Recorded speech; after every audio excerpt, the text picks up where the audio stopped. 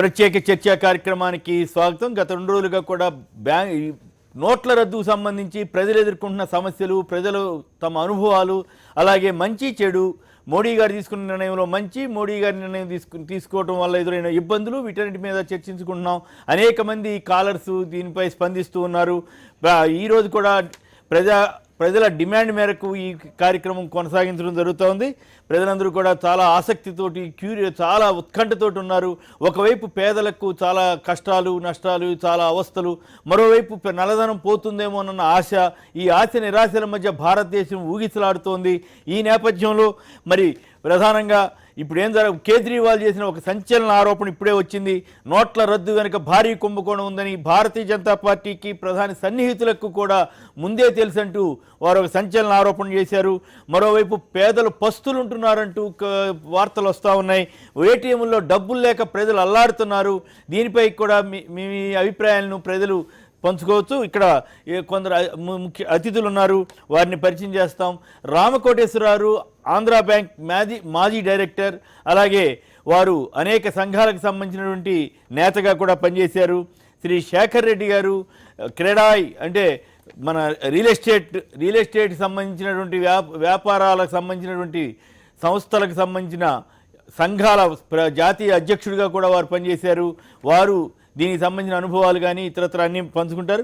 తాజాగా వచ్చిన సమాచారం పైన బంగారం మీద కూడా దాడి జరగవచ్చు, బంగారాన్ని కూడా లాకర్ల మీద కూడా దృష్టి పెట్టవచ్చు అంటూ ఇవాళ కొన్ని పత్రికల్లో కథనాలు వచ్చాయి. అది సాధ్యమవుతుందా లేదా? రామకోటేశ్వరరావు, మీరు ఈ రంగంలో చాలా అనుభవజ్ఞులు కదా, బంగారం మీద కూడా దాడి చేయొచ్చా? ఇప్పుడు నోట్ల మీద దాడి చేసినట్టు నోట్ల మీద దాడి అనుకోవట్లా, కొందరైతే జనం మీద దాడిలాగా ఫీల్ అవుతున్నారు. అంటే ఒక్కటండి, ముఖ్యంగా ఒక్క మాటలో చెప్పాలంటే ఇది మంచి డెసిషన్ గవర్నమెంట్ నుంచి మాత్రం. ఎందుకంటే బ్యాంకర్గా మేము చూసేది మొత్తం చలామణిలో ఉన్నటువంటి కరెన్సీలో దాదాపుగా దాదాపు 40-50% కనుక మీరు అది సిస్టంలోకి రాకపోయేటట్టయితే ఆర్థిక వ్యవస్థకి తీవ్రమైన నష్టం చేస్తుంది. ఆ విధంగా ఆ కోణంలో చూసినప్పుడు మాత్రం ఇది పాజిటివ్ డెవలప్మెంట్. అయితే గవర్నమెంట్ ఇంకా కొన్ని ప్రిపరేషన్స్ చేసుకోవాల్సింది, అది చేసుకోలేదు. ఉదాహరణకు 100 రూపాయలు ఏటీఎంలో పెట్టి ప్రజలను క్యూల్లో నుంచోబెడితే వచ్చేటువంటి పరిణామం ఇట్లానే ఉంటుంది. అది వాళ్ళు ముందుగానే దానికి ప్రిపరేషన్స్ చేసుకోకపోవటం అనేది ఒక ప్రధానమైనటువంటి లోపం. అయితే మీరు చెప్పిన బంగారాన్ని గురించి కూడా ఇలా వస్తుందా అని అంటే, బంగారాన్ని గురించి తీసుకురావటం ఇంపాసిబుల్. నా పర్సనల్ ఒపీనియన్లో చాలా దాన్ని కట్టడి చేయటం అనేది. ఎందుకు వస్తున్నాయి వదంతులు చాలా వచ్చినాయి. నిన్న సాల్ట్ దొరకని వదంతులు వచ్చినాయి, మొత్తం విపరీతంగా ఇదైపోతుంది. వదంతులు ఈ టైంలో ఏంటంటే ఎప్పుడైతే కొంచెం ఇబ్బందులు ఏర్పడతాయో పుకార్లు అనేవి చాలా ఎక్కువ వస్తాయి. అటువంటిది మాత్రం జరగదండి. ఇది మంచి పరిణామం, దేశానికి మంచి పరిణామం. ఎందుకనంటే చట్టంలోకి మొత్తం కరెన్సీ అంటే మీరేమనుకోపోతే గత 4 రోజులుగా ఈ చర్చల్లో ఉన్నాను కదా, పైకి మాత్రం అందరూ మంచిదే కానీ లోపలికి వచ్చేసరికి ఇది ఎక్కడ గొడవరా, ఈ తలనొప్పి తెచ్చిపెట్టాడు ఏంటి, ఇదేం సాగు, జనానందరిని రోడ్డు మీద పడేసాడు ఏంది, ఆయన విదేశాల మీద దాడులు చేయమంటే భారతీయుల మీద దాడి చేస్తున్నాడు మోడీ అనేటువంటి కామెంట్స్ వస్తున్నాయి. ఎస్, మోడీ ఉద్దేశాన్ని తప్పు పట్టట్లేదు, అది వేరే విషయం. కానీ 75 లక్షలు 60 లక్షలు ఉన్న డబ్బును తీసుకొచ్చి పెడతాడనుకుంటే జనం దగ్గర డబ్బు తీసేసుకుంటున్నాడు ఏంటి, ఇది ఎక్కడ గొడవ అనేటువంటి ఫీలింగ్ ఉందా లేదా? మీరు ఇప్పుడు రిటైర్డ్ కాబట్టి మీరేం బ్యాంక్ ఎంప్లాయీ, మీరు నిజాయితీగా చెప్పండి, మీరేం భయపడక్కర్లేదు.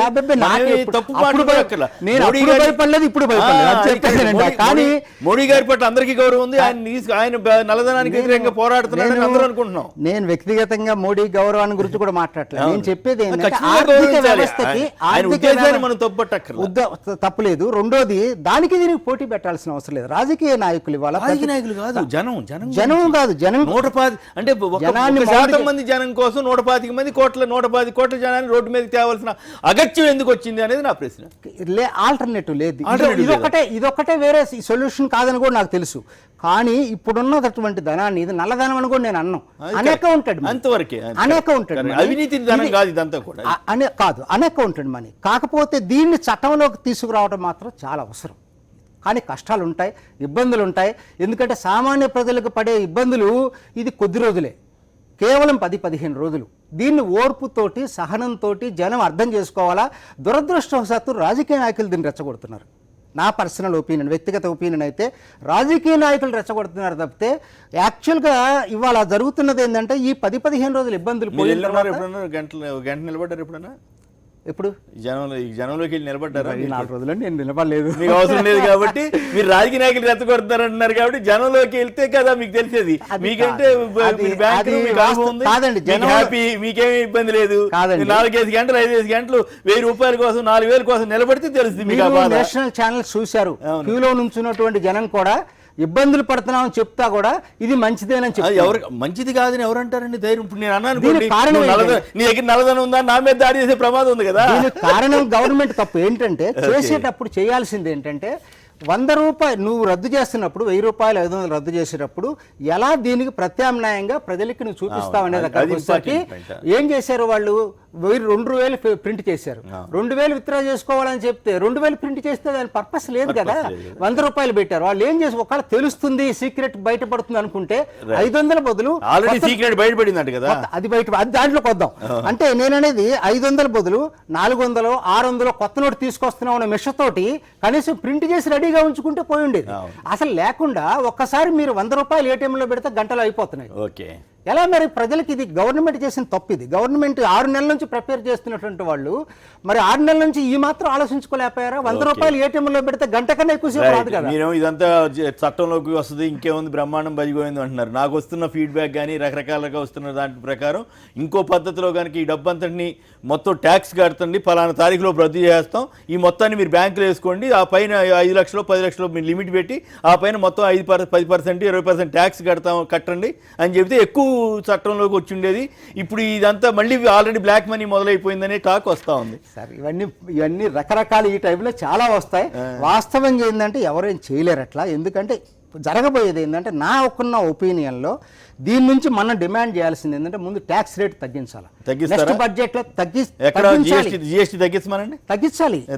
జిఎస్టీ ముందే చేసి ఉండొచ్చు కాబట్టి అదే చెప్పొచ్చుగా. ఇప్పుడు ఉదాహరణకి ఇప్పుడు ఎక్కువ మంది ఎందుకు రియల్ ఎస్టేట్ లో రిజిస్ట్రేషన్ ఛార్జెస్ ఉన్నాయండి. ఎందుకని కొంత రిజిస్ట్రేషన్ వాల్యూలో చూపించి మిగతా అది క్యాష్ ఎందుకు ఇస్తున్నారు? ప్రాబ్లం ఎక్కడ వచ్చింది? గవర్నమెంట్ రిజిస్ట్రేషన్ ఛార్జెస్ చాలా ఎక్కువ ఉంటాయి కాబట్టి జనం ఎందుకు కడతారు? వాళ్ళు ఒకసారి శేఖర్ రెడ్డి గారితో కూడా మాట్లాడిన తర్వాత మళ్ళీ మీ దగ్గరికి వద్దాం. శేఖర్ రెడ్డి గారు చెప్పండి, మొత్తం అసలు ఎఫెక్ట్ అంతా మీ మీదే పడింది అంటారు, ఎంతవరకు వాస్తవం? అంటే అట్లా కాదండి. ఓకే, ఏదో రిఫార్మ్స్ వచ్చినప్పుడు కొన్ని కష్టాలు వస్తాయి, దానికి తగినట్టు ముందే ప్రిపరేషన్ ఉండాలా. ప్రిపరేషన్ లేదు, సరిపడే ప్రిపరేషన్ లేదు కాబట్టి జనాలంతా ఇబ్బంది పడుతున్నారు. సో దీంట్లో మా రంగంలో కూడా ఒకప్పుడు చూస్తే చాలా ఉండేది బ్లాక్ మనీ అనేది. గత 15 సంవత్సరాల నుంచి కొంత పరివర్తన వచ్చింది, రాను వచ్చింది. తర్వాత చాలా ట్రాన్స్పరెన్సీ వచ్చింది. ఒకప్పుడు బిల్డరు రేటు చెప్పాలంటే చెప్పడానికి సిగ్గుపడేవాడు. మీరు 15 years చూస్తుంటే ఇది ఒక ఐటీ సెక్టర్ వచ్చిన తర్వాత అందరూ వాళ్ళకు శాలరీస్ ఎక్కువ అయిపోయేసి సర్వీస్ సెక్టర్లో శాలరీస్ అయిపోయి తర్వాత హౌసింగ్ ఫైనాన్షియల్ ఇన్స్టిట్యూషన్స్ లిబరల్గా ఫండింగ్ చేయడము వచ్చిన తర్వాత ఏంటంటే అఫీషియల్గా అనౌన్స్ చేయడం మొదలుపెట్టారు. పేపర్లో అడ్వర్టైజ్ చేయడం, మేము ఇంతకు అమ్ముతున్నాము వెబ్సైట్లో అని. ఇప్పుడు వారానికి 2 ప్రాపర్టీ షోస్ అయితే పోయి అక్కడ పెట్టి చెప్తున్నా అంటే పబ్లిక్ డొమైన్లోకి వచ్చేసింది. They know secret, everything is public డొమైన్లో ఉంది. దాంట్లో ఒక ఆర్గనైజ్ సెక్టర్లో ఉన్నవారు I can say not 100%, maybe 90% of the people organise sector. నాకు తెలిసి ఏ అపార్ట్మెంట్ కొనాలని ఏం కొనాలన్నా బ్లాక్ లేకుండా జరిగేది 1% కూడా ఉండదేమో నాకు ఇప్పుడు కొంచెం మారింది. నేను కొద్దిగా డిఫర్ చేస్తాను, ఎందుకంటే ఉన్న వాస్తవం చెప్తాను. ఎందుకు వై షుడ్ ఐ బ్లాక్? నాకేం వస్తుంది? ఇప్పుడు ఆర్గనైజ్ సెక్టర్లో ఇప్పుడు ఏమైందంటే లార్జ్ డెవలప్మెంట్స్ వచ్చిన తర్వాత ఎవరు కూడా డెవలపర్స్ కౌంటర్లో కూర్చొని ఫ్లాట్స్ అమ్మట్లే. వాళ్ళ మార్కెటింగ్ టీము, సేల్స్ టీమ్ అమ్ముతున్నారు, చెక్స్ తీసుకుంటున్నారు. వాళ్ళకి ఇంకోటి ఏంటంటే తీసుకునే వాళ్ళకు కూడా ఈవెన్ ఫిక్చర్స్తో కలుపుకొని కూడా 80% వరకు లోన్ ఎలిజిబిలిటీ వస్తుంది. Why should they allow? ఇంకోటి ఒకప్పుడు 15% స్టాంప్ రిజిస్ట్రేషన్ ఛార్జెస్ ఉండే, అది కాలక్రమేణా తగ్గింది. ఇప్పుడు 6% 7%కి వచ్చింది. సర్వీస్ ట్యాక్స్ ఇప్పుడు అనవసరం. వెంకట్ గారు ఒక లైన్ లో ఉన్నారు. వెంకట్ గారు నమస్కారం, ఎక్కడి నుంచి అండి? ఇప్పుడు టోటల్ ఎకానమీ ఇన్ కేయాస్ అండి ఇవాళ ఈ డెసిషన్ వల్ల. Okay, there are many other ways. చాలా వేరే పద్ధతులు అనేకం ఉన్నాయండి ఈ యొక్క బ్లాక్ మనీ అన్నది బయటికి తీసుకురావడానికి. ఇది కొన్ని సంవత్సరాలు, కొన్ని డికేట్స్ నుంచి ఉన్నటువంటి దాన్ని ఓవర్ నైట్ ఈయన చేయగలిగింది ఏమీ లేదండి. ఈ విధమైన దాంతో కొంతమంది మీ దగ్గర ప్యానెల్లో వచ్చిన వాళ్ళు ఆలోచితంగా చెప్తున్నారో అనాలోచితంగా చెప్తున్నారో వాళ్ళు వచ్చి పాడే పాట ఏమిటి అంటే ఇది మంచి డెసిషనే, ఇది మంచి డెసిషనే అన్నది ఇప్పుడు పుట్టిన ప్రతివాడు భూమి మీద ప్రతివాడును కలెక్టర్ అవుదాం అనుకుంటే అవకాశం ఉందండి? పుట్టిన ప్రతివాడును. అలాగే ఎక్సెప్షన్స్ ఉంటాయి. ఎకానమీని టోటల్ గా ఇప్పుడు షేర్ మార్కెట్ కొలాప్స్ అయింది, ఫారిన్ ట్రేడ్ కొలాప్స్ అయింది, గోల్డ్, ఈ బ్లాక్ మనీ చేసేవాడు ప్రతివాడు సేఫ్ గా ఉన్నాడండి. బ్యాలెన్స్ ఆఫ్ పీపుల్ ఎవరైతే కామన్ మ్యాన్ ఉన్నారో దేశంలో వాడు ఎంత సఫర్ అవుతున్నాడంటే, ఇవాళ రోజున మీ ప్యానెల్లో ఉన్నటువంటి వాడు ఎవడైనా సరే పిల్ల పెళ్లి పెట్టుకున్నవాడు లేకపోతే ఒక హాస్పిటల్కి వెళ్ళేవాడు వాడు ఇవాళ పోతే వీళ్ళు తీసుకొచ్చిస్తారా చెప్పమనండి. వీళ్ళు ఇన్ని నీతులు చెప్తున్నారు, వీళ్ళు నీతులు కాదండి మనకు కావాల్సింది. అన్నది బయటికి రావాలి అన్నది ఒక నీతి, ఒక నీతి పద్ధతి. నీతిని ఎంతమంది మీరు ఇంప్లిమెంట్ చేయగలరు? ఇది ఎకానమీ మీద ఎంత ఎఫెక్ట్ ఇస్తోందండి? టోటల్ గా economy is totally stand still అండి. ఇది ఏ ఒక్క మీ ప్యానల్ వాళ్ళు చెప్పట్లేదండి. ఆయన బ్యాంకర్ అయి ఉండి పొలిటికల్ డెసిషన్స్ కి ఎంతమంది బ్యాంకు వాళ్ళు విక్టిమైజ్ అయ్యారో ఆయనకు తెలుసు. ఆయన ఇవాళ రోజున ఇది మంచి డెసిషన్ అని నేను మొదలుపెట్టి లోపల అట్లా కాదులేండి, పాపం వారి ఇబ్బందులు వాడుకుంటే గబాల మర్యాదగా ఉండదు కదా. ఆయన ఏదో నల్లదనానికి అనుకూలం అనుకుంటారు కదా, అట్లా కాదులే వెంకట్ గారు, అట్లా కాదు. వారి ఇబ్బందులు కూడా మీరు గమనించాలి. ప్రజలకు చెప్పేటప్పుడు మంచిదనమ్మా చెప్తూనే విషయాలు చెప్తారు. సీనియర్ బ్యాంకర్ ఐఎమ్ టాకింగ్ అండి. ఓకే, మీరు బ్యాంకరేనా? ఓకే ఓకే, మీరేం చేశారు బ్యాంకింగ్ లో? ఇప్పుడు అన్నారు చూసారా, ముఖస్తుతి వద్దు. ఓకే, కాదు మీరు బ్యాంక్ లో మీరేం చేశారు? స్తుతి వద్దండి. బ్యాంక్ లో మీరేం చేశారు? నేను డిప్యూటీ జనరల్ మేనేజర్. చెప్పండి, ఇప్పుడు మాట్లాడండి. రామకోటేశ్వరరావు వారు డిప్యూటీ జనరల్ మేనేజర్ అంట. మీరు చెప్పిన దాంతో పూర్తి డిఫర్ అవుతుంది. ఒక్క నిమిషం వెంకట్ గారు, ఒక్క నిమిషం, మీరు ఆవేశవద్దు. వెంకట్ గారు ఒక్క నిమిషం, అందరి గురించి తెలుసండి మాకు. ఓకే, ఒక్క నిమిషం వెంకట్ గారు దయచేసి లైన్ లో ఉండండి. వారు మీతో మాట్లాడతారు, తర్వాత మీరు సమాధానం చదువు. కానీ ఇప్పుడు వారికి ఏం సమాధానం చదువుతారు చెప్పండి. వెంకట్ గారు, మనీ అన్నటువంటిది లీగల్. వెంకట్ గారు వినాలి మీరు. ఈ మనీని మనం వారితోనే మాట్లాడడం అనవసరం అండి, ఎందుకంటే వారి అభిప్రాయం వారికి ఉంది. లేదు అట్లా కాదు, అట్లా తప్పు, అట్లా కాదు. ఒక్క నిమిషం ఎందుకంటే ఒక్క నిమిషం వినాలి మీరు. అట్లా కాదు, వన్ సైడ్ గా వెళ్తే చర్చకి అర్థం ఉండదు. వెంకట్ గారు మీరు కూడా ఒక పెద్ద బాధ్యతాయుతమైన ఉద్యోగంలో చేశారు. దయచేసి వినాలి, విన్న తర్వాత మీరు కామెంట్ చేద్దరు. కానీ ఇప్పుడు సమాధానం చెప్పండి. అది కాదు వెంకట్ గారు, మాట్లాడండి. వెంకట్ గారు చెప్పండి సార్. ఏదైనా సరే ఒక మార్పు అనేది సమాజంలో వచ్చేటప్పుడు ఎక్కడైనా సరే మార్పు అనేది ఎటువంటి ఇబ్బందులు లేకుండా జరిగినటువంటి సంఘటనలు ఎక్కడైనా ఉందా చరిత్రలో, ప్రపంచంలో? మీరు ఎవరో అంటే మీరు ఒక బ్యాంకర్ గా మీరు ఆలోచించండి. మనం వ్యవస్థలో లేనటువంటి ఈ ద్రవ్య వినియోగాన్ని వ్యవస్థలో తీసుకురావడం మంచి పనే కాదా? ఫస్ట్ సిద్ధాంతపరంగా మంచి పనే కాదా మీరు చెప్పండి. ఒక్క నిమిషం, నేను నన్ను మాట్లాడినిస్తే తర్వాత వెంకట్ గారు విన్న తర్వాత మళ్ళీ మాట్లాడండి. తొందరపడి మాట్లాడితే ఎవరి మాట అర్థం కాదు. ఒక్క నిమిషం వినండి. రెండోది, కాకపోతే ఇక్కడ ప్రభుత్వం చేసినటువంటి అనాలోచితమైనటువంటి 6 నెలల నుంచి వాళ్ళు చేసిన ఎక్సర్సైజ్ ఏంటో నాకైతే అర్థం కావట్లేదు. కనీసం దాన్ని వాళ్ళు ఆలోచించాల్సింది ఏంటంటే ఎంత అవసరం ఉంటుంది. అంటే మీరు అసలు మీ సిద్ధాంతాన్ని ఆయన విభేదిస్తున్నారు. మీ సిద్ధాంతమే మీరు మీ మనసులో ఒకటి బయట ఒకటి చెబుతున్నారనే ఫీలింగ్ లో వాళ్ళు ఉన్నారు. ఆయన అనుకుంటే నేనేం చేయగలను దానికి. ఇప్పుడు ఒకటేంటంటే సిద్ధాంతం ఏ విధంగా తప్పు అవుతుందో ఎవరైనా ఏ ఆర్థిక శాస్త్రవేత్తలు అడిగినా చెప్తారు. ఏంటంటే చట్టంలోకి ప్రపంచం మొత్తం అసలు చట్టంలోకి రాకుండా మనీ ఉన్న దేశాల్లో అధమ స్థానంలో మనం ఉన్నాం. ఓకే, అంటే ఇప్పుడు నాకు సందేహం, మీరు బ్యాంకర్ కదా, ఇప్పుడు మీరంతా మీ దగ్గర ఉన్న డబ్బు అంతా వేసేయండి అంటారు. సరే, ఏదో రూపంలో పక్కనో పొరుగన్నో ఎవనో పట్టుకుని ఇన్కమ్ ట్యాక్స్ అలా దొరకకుండా ఏదో మళ్ళీ వాళ్ళ దగ్గరికి వెళ్తే పన్ను కట్టించుకుంటే పర్లా వేధిస్తారనే భయం కదా, కట్టి పెడతారు. పెట్టిన తర్వాత బ్యాంకులో ఉంచుతారు జనం డబ్బులు, తీసేస్తారు. మరి ఇంకప్పుడు చట్టంలో ఎట్లా ఉంటుంది? దానికంటే మీరు కట్టండి, మీరు ఫలానా తారీఖు తర్వాత నోట్లు రద్దు అయిపోతాయి, ఈ లోపు మీరు ట్యాక్స్ కట్టండి, మీరు వేసిన దానికి 10 లక్షలు దాటిన దానికని ఉంటే అది ఎక్కువ బెనిఫిట్ కదా. నేను ఒక్కటండి, ప్రభుత్వం తీసుకున్న దాని మీద అంతప్పుడు నేను డిఫెండ్ చేయాల్సిన అవసరం నాకు లేదు. కాకపోతే నా ఒపీనియన్స్ చెప్తాను. చట్టంలో తీసుకురావడం మంచిది. ఇది ఎందుకంటే లాంగ్ రన్లో జరగబోయేది ఏంటంటే మెల్లిమెల్లిగా సిస్టమ్కి అలవాటు అవుతారు ప్రజలు, ఒకటి. రెండోది, అన్అకౌంటెడ్ మనీ అనేది కొంతకాలమైనా సరే చట్టంలోకి వస్తుంది, రెండోది.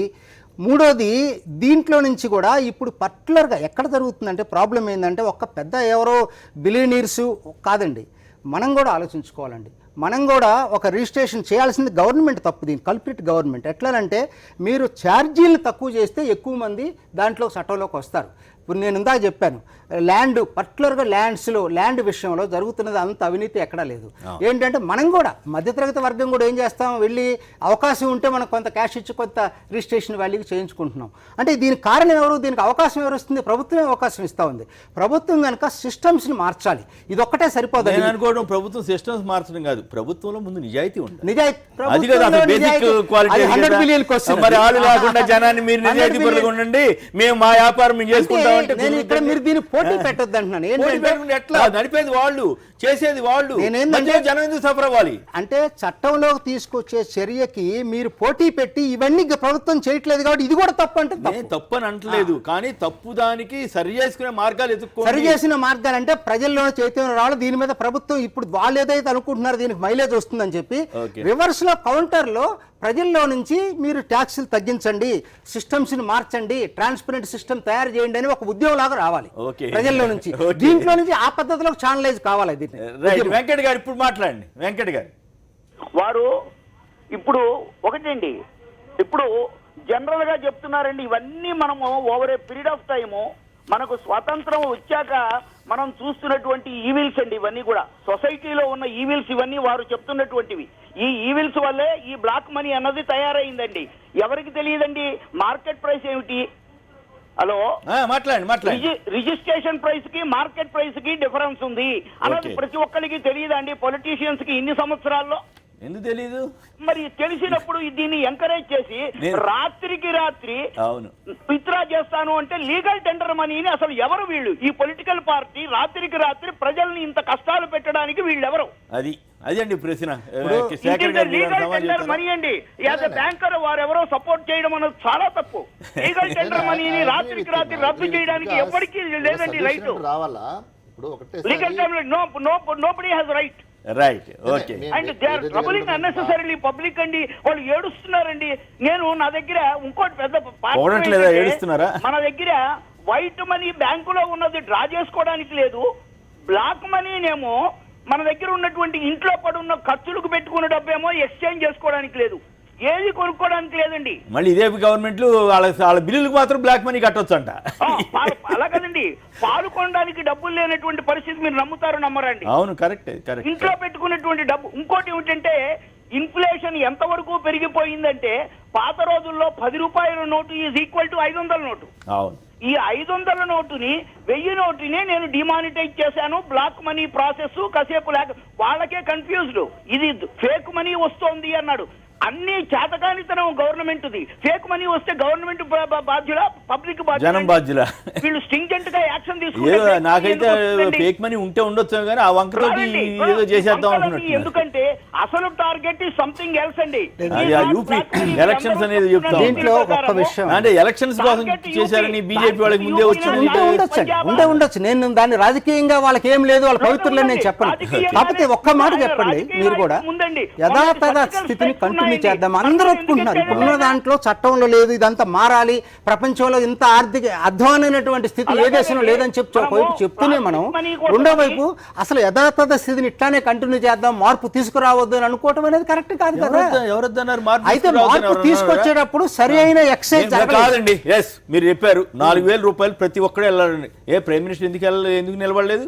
ఏ చీఫ్ మినిస్టర్ ఎందుకు నిలబట్టలేదు? అంబానీ ఎందుకు నిలబట్టలేదు? వెళ్ళి నిలబడమనండి. జనానికి తెలుసు, జనం అందరికీ ఒకే సూత్రం వర్తించాలి కదా. మరి ఎట్లా? మరి మీరు చెప్పారు కదా సిద్ధాంతం మార్పు అంటే మామూలు సామాన్య జనానికే మార్పులు తప్ప ఉన్నత స్థాయిలో ఉన్న వాళ్ళకి మార్పులు అక్కర్లేదా? అంటే మీ అందరి దగ్గర డబ్బులు అంటే ముందే వచ్చేసి ఉంటాయి. 2000 రూపాయల నోట్లు కొత్తవి. ఇది ఎన్ని రోజుల ప్రాబ్లం అండి? ఎన్ని రోజుల ప్రాబ్లం? ఎవరికి ప్రాబ్లం? ఏ సామాన్యుడికి ఎందుకు ఉండాలి? రిలయన్స్ అంబానీకి ఎందుకు లేదని అడుగుతున్నారు జనం. సామాన్యుడికి 15 రోజుల ప్రాబ్లము, పెద్ద పెద్ద దాచుకున్నటువంటి వాళ్ళకి పర్మనెంట్ గా ప్రాబ్లం. ఏం ప్రాబ్లం? నా పర్సనల్ ఒపీనియన్. కొంతమంది ఆర్గ్యుమెంట్ ఏంటంటే ఈ న్యూ నోట్స్ ఇదైతే ఒక 3 నెలలు ఇంట్రడ్యూస్ చేసిన తర్వాత వాళ్ళు కపిల్ సిబాల్ గారు మాట్లాడుతున్నారు, వారు ఏం మాట్లాడుతున్నారు చూద్దాం. ठीक है ना, तो इसीलिए ये कर रहे हैं. सर कल अमित शाह ने जो पीसी की उसमें उन्होंने ये कहा कि कालेधन को रोक, जो कालाधन है उसको हम रोकने की कोशिश कर रहे हैं और कुछ पार्टियां हैं जो गरीब हो गए थे। और बेचारे मुझे लगता है कि बीजेपी बड़ी गरीब हो गई, क्योंकि उनको तो सब मालूम था कि ये होने वाला है, तो उन्होंने अपनी व्यवस्था तो पूरी कर ली होगी।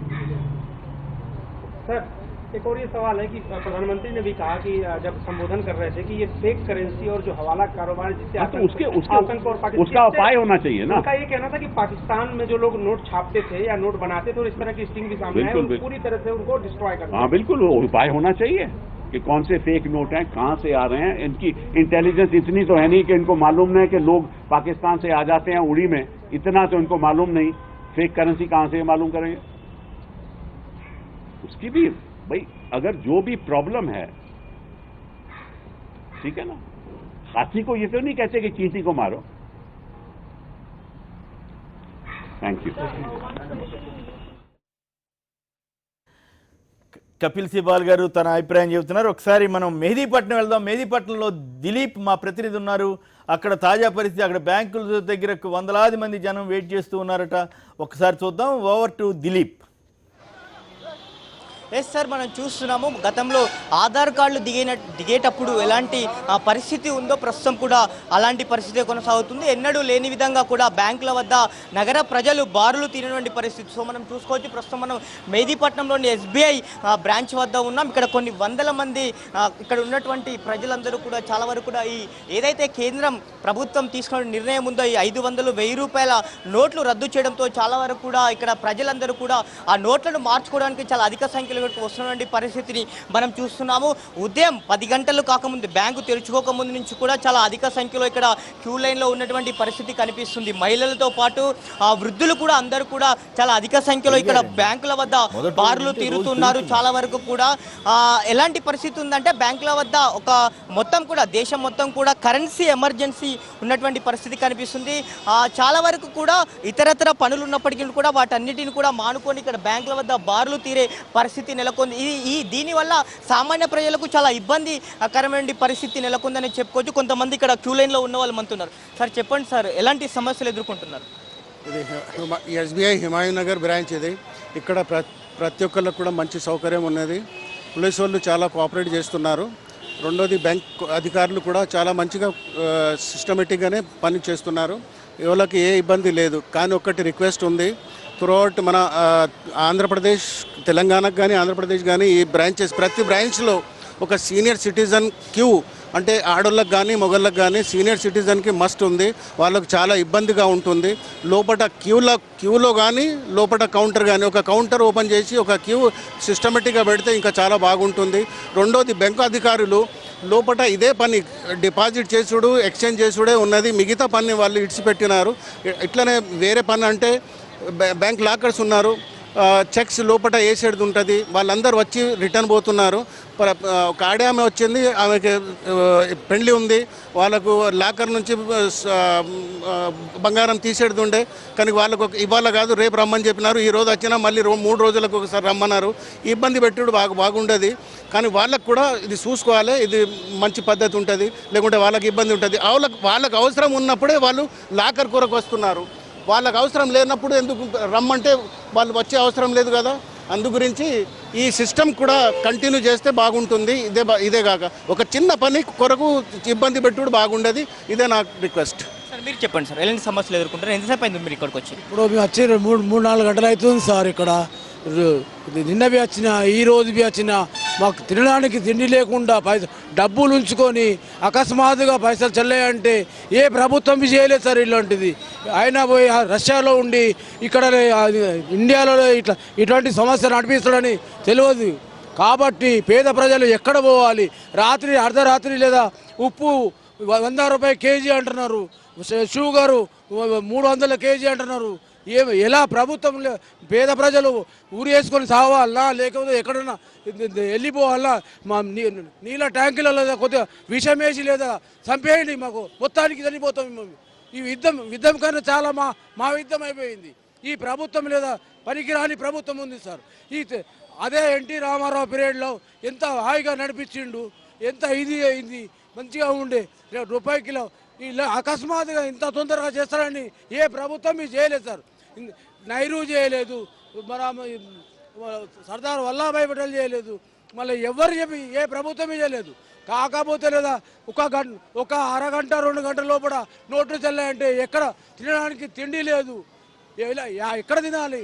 కూలీ చేసుకునే వాళ్ళు ఏం గతి కావాలి సార్? ఇప్పుడు మా పరిస్థితి 2 రోజుల అన్నం లేదు, అద్దెకున్న కిరాయకున్నాము, కిరాయి కూడా బయటకే వెళ్ళిపోమంటున్నాడు. మా బతుకు ఎట్లా చేయాలి సార్? ఈ ప్రభుత్వం లేదా కేసీఆర్ అన్నారు ఇల్లు ఇస్తా ఏ ఇల్లు ఇస్తున్నారు? ఇల్లు లేదు, ఏమీ లేదు సార్. సామాన్య ప్రజలు చాలా తీవ్ర నిరాశతో ఉన్నటువంటి పరిస్థితి.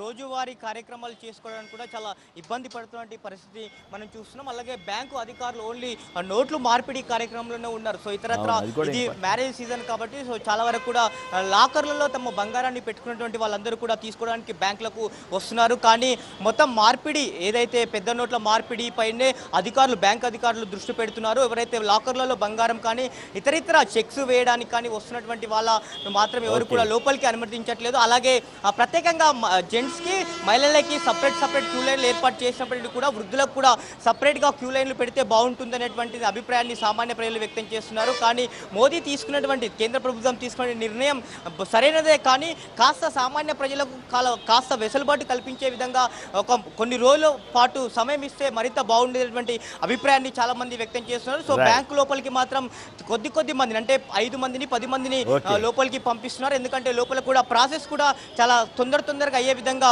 అన్ని చర్యలు తీసుకుంటున్నారు. ఓకే, థ్యాంక్ యూ మిత్రమా. ఇక దిలీప్ మిత్రమా, ఇక ఏబీ రావు గారు విశాఖపట్నం నుంచి లైన్లో ఉన్నారు. ఏబీ రావు గారు నమస్కారం, చెప్పండి మీ అనుభవం ఎట్లా ఉంది? విశాఖపట్నంలో పరిస్థితి ఎట్లా ఉంది? నమస్తే కుమ్మనేని గారు. నమస్కారం, చెప్పండి. మొట్టమొదటిగా మీరు ఒక అభిప్రాయం చెప్పారు, దాన్ని నేను రిఫర్ చేస్తాను. అంటే ఈ సిస్టమ్ కాకుండా మోడీ తీసుకున్న చర్య కాకుండా వాలంటరీగా డిస్క్లోజ్ చేసేట్లయితే ట్యాక్స్ ఏదో పెట్టి చాలా బాగుండొచ్చు కదా అని కొంతమంది అంటున్నారు అన్నట్టుగా ఆల్రెడీ వాలంటరీ డిస్క్లోజ్ స్కీమ్ అనేది ఆల్రెడీ అనౌన్స్ చేయడం జరిగింది. అది కరెక్టే సార్, అదేమో పెద్ద డబ్బులు ఉన్న వాళ్ళకి కదా, 1,000 కోట్లు మాత్రమే మనకి ఏంటంటే ఇండియన్ గవర్నమెంట్ కి ఏంటంటే ఫైనాన్స్ డిపార్ట్మెంట్ వచ్చింది, దాంట్లోకి వచ్చింది చాలా తక్కువ. కాబట్టి అది కొంచెం ట్యాక్స్ ఎక్కువ అవచ్చు, కానీ ఇది చెప్తే మాత్రం చేయట్లేదు. శుభ్రంగా ఇది భారతదేశం అనేది 2 భారతదేశాలండి, rich India and poor India. Rich ఇండియాలో చాలా బ్లాక్ అనేది ఉంది కాబట్టి ఆ బ్లాక్ అంతా చేయడానికి కష్టమైన పని అయినా ఇది విశ్వాసంగాను వస్తుంది. Time taking. నేను 100% అక్కడ ఉండే ప్యానెల్ లో ఉండే బ్యాంకర్ ఎవరైతే ఉన్నారో స్టేట్మెంట్ ఏకీపిస్తాను. టైం బౌండ్ ప్రోగ్రామ్ ఇదంతా సెట్ అవుతుందండి. భారతదేశానికి ఒక వరణం అనేది ఉంది, ఒక పుండు పుట్టింది, తొలగించడానికి టైం పడుతుంది. ఆయన వెంకట్ గారు ఏదైతే ఉన్నారో ప్రాక్టికల్ గా ఎవరైతే బాధపడుతున్నారో టెంపరీగా వాళ్ళని దృష్టిలో పెట్టుకుని ఆయన చెప్పిన స్టేట్మెంట్ నేను ఒప్పుకుంటున్నాను. కాదు కానీ టెంపరీగా India will become so good. Rao గారు, మీ వ్యూ పాయింట్ బాగుంది, కాదని నేను అంటలా. నిజంగా మీరు చెప్పినట్టు జరిగితే అంటే ఇక్కడ నా పాయింట్ ఏంటంటే పెద్ద వాళ్ళకి 100,000 కోట్లు ఉన్న వాళ్ళందరికీనేమో స్వచ్ఛంద పథకం చేయండి అని బతిమలాడటం ఎందుకు? ఇప్పుడేమో రద్దు చేసేస్తాం అని చెప్పి మధ్యతరగతి వాళ్ళని బెదిరించడం ఎందుకు? మధ్యతరగతితో అదే ఉన్న వాళ్ళందరికీ అప్పుడే రద్దు చేసేస్తాం అని చెప్తే అందరికీ ఒకటే స్కీమ్ అయి ఉండేది కదా, ఎందుకు చేయలేదు అట్లా? అది చేయాలి కదా. అందుకనే మా బోటాలు ఏం చెప్తున్నామంటే, మా బోటాల అభిప్రాయం ఏమంటే ఇప్పటికైనా సరే ఆ స్వచ్ఛంద స్కీమ్ ఏదో ఇప్పుడు పెట్టేసి పలానా తారీఖు తర్వాత ఈ నోటు ఉండదు, మీ కర్మ, ఈ లోపు మీరు మార్చుకుంటారా, ఏం చేస్తారు, ఇగో ఇంత ట్యాక్స్ కట్టనంటే అది ఎక్కువ ఉపయోగం కదా అనేది ఒక ఆలోచన. మేమంత మేధావులం కాదు, నాకు సబ్జెక్ట్ నాకు అంత పెద్ద లోతైన ఇది లేకపోయినప్పుడు కూడా కామన్ అంటే ప్రజల దృష్టిలో ప్రజలకి నష్టం జరుగుతోంది. గత 3 రోజులుగా చూస్తూ ఉంటే రైతులు అల్లాడుతూ ఉన్నారు, మామూలు జనం అల్లాడుతున్నారు. ఎవరు అల్లాడుతుంది? 4 లక్షలు, 5 లక్షలు, 10 లక్షలు. అంటే 10 లక్షలు అంటే ఈరోజు ఏం పరిస్థితి? వాళ్ళదంతా బ్లాక్ మనీ కింద మనం లెక్కేయాలా? కోట్లు 100 కోట్లు ఉన్నదేమో వైట్ మనీ అవుతుందా? ఎట్లాంటి ఇది అన్యాయం కదా ఉంటుంది sir. Definitely it's surgical financial strike అనేది డెఫినెట్లీ తీసుకోవడం జరుగుతుంది. వాళ్ళని వస్తారు. మీరు అన్నట్టుగా సామాన్య ప్రజలు ఎవరైతే ఉన్నారో తక్కువగా ఉండేది ఈ 2.5 లక్షలు అనేది లిమిట్ కాకుండా ఇంకొక డెసిషన్ తీసుకుని గవర్నమెంట్ సిఫార్సు చేసి స్టేట్ గవర్నమెంట్ అన్నీను పెంచి వాళ్ళ బాగా వచ్చేట్లయితే రైట్, సంతోషం.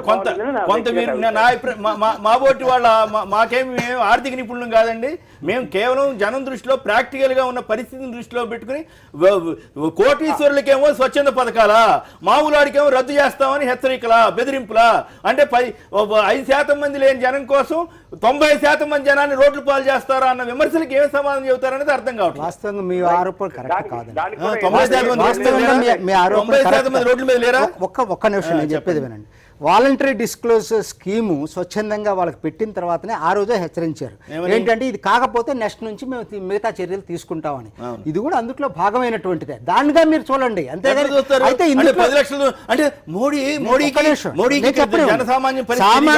అట్లా కాదండి.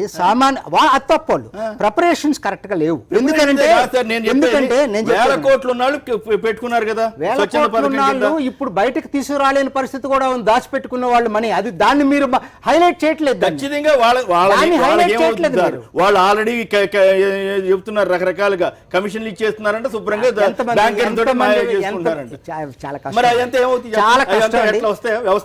వ్యవస్థలోకి రాకపోతే వాళ్ళకు కూడా నష్టమే. వాళ్ళకి నష్టమైతే చాలా కాదు, చాలా మార్పులు వస్తాయి. రియల్ ఎస్టేట్ ధరలు తగ్గుతాయి, బంగారం ధరలు తగ్గుతాయి. మీరు లాంగ్ టర్మ్ లో ఆలోచించండి, చూడండి. మీరు కొద్ది రోజులు ఆగండి. ఒకవేళ ఇదే కనుక జరిగితే మునక్కుండా ఉండాలి కదా. మునగటం కాదండి, జరిగింది ఏంటంటే వాళ్ళు ఎక్కువ కౌంటర్స్ ఓపెన్ చేసి ఉండాల్సింది. ఎలా బిజినెస్ కరెస్పాండెంట్స్ అయినా ఎవరినైనా సరే తీసుకొని 1000 కౌంటర్స్ ప్రతి చోట విస్తృతంగా కౌంటర్స్ పెట్టి బ్యాంక్ ఆథరైజ్ చేసి వాళ్ళ ద్వారా ప్రజలకు ఇబ్బంది లేకుండా చేసి ఉండాల్సింది. రెండోది వాళ్ళు చేసిన పెద్ద పొరపాటు ఏంటంటే 100 రూపాయలతోనే ఏటీఎంలు నడపడం అనేది పెద్ద బ్లండర్. వాళ్ళు ఏంటంటే 2000 ఎట్లయితే ప్రింట్ చేశారో రహస్యంగా ఉంచాలనుకున్నప్పుడు 500 తెలుస్తుంది అనుకున్నప్పుడు ఇంకొక నోట్ ఏదన్నా పెట్టి పెద్దది ఒకటి ఇమీడియట్ గా ఏటీఎంస్ లో పెట్టుంటే ఎంత ప్రాబ్లం వచ్చి ఉండేది కాదు. ఇవి ఎందుకు ఆలోచించలేదో ప్రభుత్వం నాకు అర్థం కాదు. రియల్ ఎస్టేట్ తగ్గుతుంది అంటున్నారు. దీని మీద 30% ట్యాక్స్ ఉంది. అపార్ట్మెంట్ మీద ట్యాక్స్ తగ్గుతుందా అది ఇచ్చే వల్ల? పోనీ బిల్డింగ్ మెటీరియల్ కాస్ట్ తగ్గుతుందా ఇచ్చే వల్ల? లేబర్ కాస్ట్ తగ్గుతాయి ఇచ్చే వల్ల? Land cost already ఎస్టాబ్లిషన్ land cost ఎక్కడ స్టేబుల్ మార్కెట్ ఉందో విత్ ఇన్ ద అర్బన్ ఏరియాలో ల్యాండ్ వాల్యూ తగ్గుతుందా? ఇది చర్య వల్ల ఏంటంటే ఆ బ్లాక్ మనీ ఏదో పోయి వైట్లో వస్తుంది. లోన్లు ఎక్కువ తీసుకోవాల్సి వస్తుంది, అప్పులు తీసుకోవాల్సి వస్తుంది. ప్రైవేట్ అప్పులు, ఇక్కడ లోన్ 2 తీసుకోవాలి కొనుక్కునేవారు తప్పితే ఈ చర్య వల్లనే మీకు రియల్ ఎస్టేట్ పడిపోతుంది, ఏదో అయిపోతుంది, ఇంకా సంక్షోభంలోకి వెళ్తుందని మా బోటాలు అది జెన్యూన్ డౌట్. అది కాకపోతే ఏంటంటే ఇది ఒక్కటే తీసుకోవటం వల్ల ఆపకూడదు ప్రభుత్వం. మిగతా చర్యలు కూడా తీసుకున్నప్పుడు ఏంటంటే దీంతో పాటుగా శేఖర్ రెడ్డి గారు చెప్పినట్టుగా మిగతా చర్యలు కూడా బ్లాక్ మనీని బయటికి తీసుకురావడానికి తీసుకున్నప్పుడు ఇది సత్ఫలితాలు. ఆల్రెడీ బ్లాక్ మనీ మళ్ళీ కొత్త బ్లాక్ మనీ వచ్చేసిందట. ఎట్లా చెప్తారు? ఇప్పుడు ఆల్రెడీ ఏం చేస్తున్నారు కొందరు 20% 10% కమిషన్ ఇచ్చేసి మార్చుకుంటున్నారు. ఏం చేస్తున్నారు బ్యాంకర్లు చెప్పాలి. మార్చుకొని చెప్పండి. మార్చుకుని మళ్ళీ ఆల్రెడీ కొత్త నోట్లు వెళ్ళిపోతున్నాయి వాళ్ళ దగ్గరికి. అకౌంటెడ్ మనీ ఎట్లా వెళ్తుంది? అది ఎక్కడ జరుగుతుంది? ఐసోలేటెడ్ డిక్లేర్ చేశాడు ఆ విషయం. కేజ్రీవాల్ గారు చెప్పాడు. రాజకీయ నాయకులు చీఫ్ మినిస్టర్ అండి ఆయన చెప్పేది రండి. రాజకీయ నాయకుడు ఆయన కూడా. చీఫ్ మినిస్టర్లు అందరూ రాజకీయ నాయకులే. నేను ఆయన ఇది అనౌన్స్ చేసిన రోజే గంటలోనే తర్వాత ఢిల్లీలో రాజకీయ నాయకుడు కాకుండా కేవలం ప్రైమ్ మినిస్టర్ గానీ ఆయన రాజకీయ నాయకుడు కాదు. ఇప్పుడు ఆయన ప్రతిపక్షంలో ఉన్నప్పుడు ఒకటి మాట్లాడతారు. అది ఎవరైనా అంతే. అధికారంలో ఉన్నప్పుడు ఒక రకంగా ఉంటుంది, ప్రతిపక్షంలో 100% ఫుల్ ప్రూఫ్ సిస్టమ్ అయితే కాదు. ఇంకా డినామినేషన్ పెంచుతున్నాం కూడా, 2000 డినామినేషన్ కూడా వస్తుంది. ఇంకోటి ఇది కరప్షన్ కూడా ఒక సొల్యూషన్ కాదు. తీసుకునేవాడికి ఇది ఏం కాదండి, తీసుకున్నా పర్సనల్ చేస్తాడు అనేది ఇంపార్టెంట్. 2000 అనేది రావటంలో తప్పులేదండి. ఎందుకంటే ఇవాళ 78లో రద్దు చేసినప్పటికీ 1000 రూపాయలకి ఈ రోజుకి వాల్యుయేషన్ లో ఎంత తేడా ఉందండి. 2000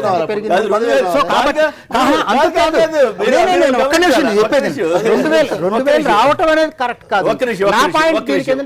ఒకరిద్దరు లైన్ లో ఉన్నారు. హరీష్ గారు, విజయవాడ. హరీష్ గారు నమస్తే సార్.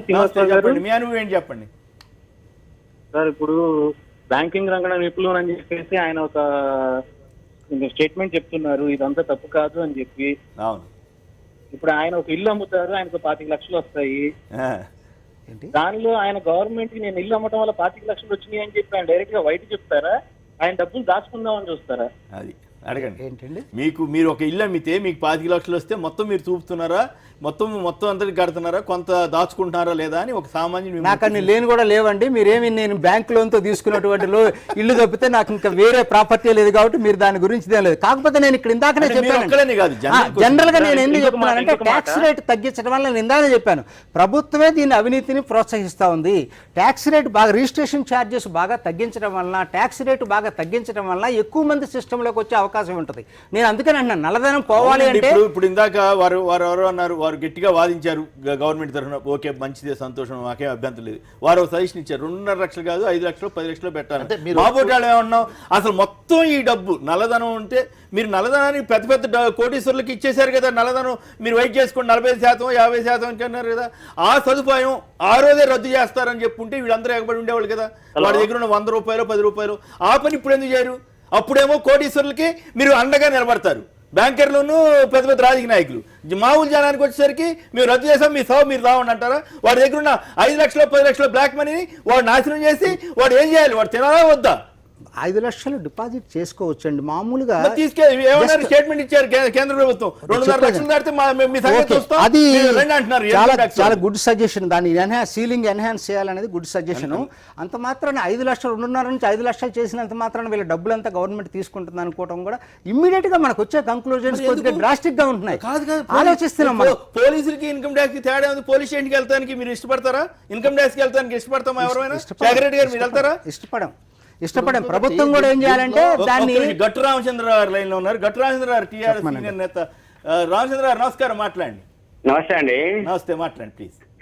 ఏం లేదు, ఈ నిర్ణయం మీద వీటి మీద సమర్థించడాలు వ్యతిరేకించడాలు ఇవన్నీ పక్కకు పెట్టినా ఒక సామాన్య జనం నుంచి ఆలోచించాల్సి వస్తే డౌట్స్ వస్తున్నాయి సార్ నాకు. చెప్పండి. దీనికి వాళ్ళు సమర్థించే వాళ్ళు చెప్పేది ఏంటంటే నల్లధనాన్ని మేము అరికట్టడం కోసం ప్రయత్నం చేస్తున్నాం, నల్ల కుబేర్లని అరికట్టేస్తామని చెప్తున్నారు. నల్లధనం 2 రూపాయలు ఉంటది భారతదేశంలోనే. ఇన్కమ్ ట్యాక్స్ కి అందుబాటులో దొరకకుండా దాల్సిన డబ్బు ఒకటైతే, దేశాన్ని వదిలిపెట్టి పంపించిన డబ్బు మరొకటి. దేశంలో ఉన్న డబ్బు ఇవాళ కాకపోతే రేపైనా మళ్ళీ సర్క్యులేట్ అయినా భారతదేశంలోనే అవుతుంది. దేశాన్ని ఇడిచిపెట్టి పోయే డబ్బు మాత్రం ఇక్కడ రావడం అనేది కష్టంగా ఉంటది. కాబట్టి నల్లధనం అనేది ప్రధానమైన అక్కడి నుంచి చూడాల్సిన అవసరం ఉంది. లేదు ఇంట్లో గెలిచి బయటకు వెళ్ళాలనుకున్నాం అంటే అది కూడా మనం సమర్థించుకున్నా. నల్లె కుబేర్ని అంచాలంటే మొదటి నుంచి కూడా 1 సంవత్సరం కానీ ప్లాన్ చేస్తూ మీరు డబ్బులు కట్టండి, మీ పేరు కూడా మేము ప్రకటించము, మీ పేరు లేకుండానే మీరు ట్యాక్సులు ఉండవు, పేరు ఉండదు, డబ్బులు కట్టేయమని చెప్పుకుంటూ వచ్చేసి వాళ్ళ దగ్గర డబ్బులన్నింటినీ ముందే తీసుకొని వాళ్ళని రక్షించింది. వాళ్ళ పని అయిపోయింది. ఇక సంవత్సరం చేసింది, 3 నెలలు పెంచింది, 3 నెలలు పెంచింది, వాళ్ళకి చేయాల్సిన పనితో చేసేసింది. ఇక దాచుకున్న డబ్బులు ఎవరంటే గ్రామాలలో భూమి అమ్ముకున్నోడు, ఇల్లు అమ్ముకున్నోడు, 20 లక్షలు 30 లక్షలు లెక్కలు పెట్టాలో తెలుసుకోకుండా ఇంట్లో పెట్టుకున్నాడు, లేదు ఇంట్లో పెళ్ళాలు పిల్లలు 1,50,000 దాచుకొని పోపు డబ్బాలు దాచుకున్న డబ్బులు, ఇవి తప్ప ఇవి నల్ల కుబేర్ల కింద ఉన్న డబ్బుల కింద లెక్క కాదు. ఆల్రెడీ వాళ్ళని రక్షించబడ్డారు. మీరు చూడండి, ఇప్పుడు 1,000 రూపాయల నోటు ఇప్పుడు చెల్లదనుకున్న నోటు రోడ్డు మీద ఎక్కడ దొరకదు మనకు, చెత్త కుప్పలు ఎక్కడ దొరకదు మనకు. ఇవన్నీ వాల్యుబుల్ గా ఉంటాయి. ఇవన్నీ ఈ డబ్బులు అనేది దాచుకున్న తర్వాత ఈ పేదవాళ్ళ దగ్గరకు వచ్చేసి ఇప్పుడు వీళ్ళని ఇబ్బంది పెట్టే పరిస్థితికి వచ్చింది ఒకటి. ఇది వాళ్ళని సూటిగా ప్రశ్న చేసేది ఏంటంటే, ఒకవేళ పెద్ద నోట్ ఇప్పుడు మీడియా కూడా నేను సూచన చేయదలుచుకున్నా ఏంటంటే, పెద్ద నోట్ల రద్దు అని హెడ్డింగ్ పెడుతున్నారు. పెద్ద నోట్ల రద్దు అంటే అర్థం ఏంటి? పెద్ద నోట్లు రద్దు చేయడం వల్ల మేము పోగు కాకుండా చూస్తున్నాము అని. మరి ఇంతకంటే పెద్ద నోట్లు ప్రింట్ చేసి దాని అర్థం ఏంటి? మళ్ళీ పోగు కావడానికి మేము అవకాశం ఇస్తున్నాం అని అర్థమా? అనేది నాకు అర్థం కావట్లే. అంటే 1000 రూపాయల నోట్లు రద్దు చేసి 2,000 రూపాయలు ప్రింట్ చేస్తాము, మళ్ళీ 1000 వస్తాయి, 500 వస్తాయి అంటే ఇప్పుడు మళ్ళీ పోగు చేసుకునే వాళ్ళకి అవకాశం ఇస్తాం తప్ప ఇప్పుడు పోగు చేసుకునే వాళ్ళ గురించి కాదు అని. లేదు ఇప్పటిదాకా పాత నోట్లు 1000 రూపాయలు 500 రూపాయల నోట్లు రద్దు అయినాయని కాదు, పెద్ద నోట్లు రద్దు అంటున్నారు. పెద్ద నోట్ల వల్ల పెద్దోళ్ళు పెరిగారు అని. మరి ఇంతకంటే పెద్ద నోటు ప్రింట్ అవ్వడం వల్ల మరింత పెద్దవాళ్ళని పెంచడం అంటే నాకు అర్థమవుతున్నది ఏంటంటే, ఇప్పటిదాకా పెరిగిన వాళ్ళు మా వాళ్ళు కాదు, ఇప్పటిదాకా పెరిగిన వాళ్ళు వేరే వాళ్ళు, వాళ్ళని పక్కన పెట్టి ఇప్పుడు మా వాళ్ళని పెంచుకోవాలనుకుంటున్నాం అని మన ప్రభుత్వం ఆలోచిస్తుందా అని నాకు డౌట్. అది 2,000 రూపాయలు 1,00,000 రూపాయలు ప్రింట్ చేసి మేము పెద్ద నోటు రద్దు చేసినాం అంటే తప్పు అవుతుందని నేను అనేది. ఇక్కడ నేను అనేది ఏంటంటే, ఇప్పటికైనా సరే మొత్తం డబ్బుని సర్క్యులేట్ చేయదలుచుకుంటే ఇప్పుడు పెట్టిన లిమిటేషన్ 2,50,000 రూపాయలని కాకుండా మీరు ఎన్హాన్స్ చేసి, ఎందుకంటే సామాన్య జనం కూడా 2 లక్షలు 3 లక్షల రూపాయలు వాళ్ళ రియల్ ఎస్టేట్ దానికో తీసుకో భూమి అమ్ముకుంటున్నావు, ఇల్లు అమ్ముకుంటున్నా, డబ్బులు వస్తున్నాయి వాళ్ళకి. మీరు దాన్ని ఎన్హాన్స్ చేయడంతో పాటు వాళ్ళకి వెసులుబాటు కల్పించు. అదే కనుక ఒక 6 నెలల ముందే 1000 నోట్లు 500 నోట్లు రద్దు చేయబోతున్నాం అంటే వాళ్ళు కూడా మార్చుకునేవాళ్ళు. మీరు ఎక్కడైతే పెద్దోళ్ళకి అవకాశం ఇచ్చారో అప్పుడే పేదోళ్ళకి అవకాశం ఇచ్చినా కూడా వాళ్ళు కూడా మార్చుకునేవాళ్ళు. తప్ప ఇది పెద్దోళ్ళ మీద దాడిలాగా లేదు. ఇప్పటికైనా కేంద్రం మళ్ళీ ఆలోచించేసి దీన్ని వీళ్ళకి ఇబ్బంది కలగకుండా, పెద్దోడు ఎప్పుడు తప్పించుకుంటారు సార్, వారి ఇండస్ట్రీస్ ఉంటాయి, సిస్టర్ కన్సర్న్స్ ఉంటాయి, 70-80 పరిశ్రమలు ఉంటాయి, Sudden గా industry దానికి సంకోవచ్చు. దీనికి ఎక్కడ రూపాయి దొరకదు నీకు. నాకు అంతవరకు గ్యారంటీ ఇవ్వగలను, వీళ్ళు ఏం చెప్పినా చెప్పకపోయినా. పేదవాళ్ళ మీద జరుగుతున్న గాలిని అరికట్టాల్సిన బాధ్యత మాత్రం కేంద్రం అనుకుంటది. ఖచ్చితంగా ఎన్హాన్స్ చేయడం కానీ, వాళ్ళకు మొదటిసారి ఒకసారి అవకాశం ఇవ్వడం కానీ, మొత్తం డబ్బులు సర్క్యులేట్ చేసుకుని చేస్తే పద్ధతి మంచిది. డబ్బులు అరికట్టే పద్ధతిగా ఉండాలనేది మాత్రమే నేను కోరి. రామచంద్ర గారు, ఇప్పుడు కూడా నేను కూడా అదే వాదంతో నేను గత 3 రోజులుగా అడుగుతా ఉన్నాను, నిపుణులందరినీ అడుగుతా ఉన్నాను. ఖచ్చితంగా బ్యాంకుల్లోకి మొత్తం డబ్బంతా వచ్చేటట్టు చేస్తే ఎకానమీకి కూడా ఉపయోగం కదా, దాని మీద ట్యాక్స్ వసూలు చేసుకోవచ్చు కదా అనేది నా పాయింట్ ఆఫ్ వ్యూ.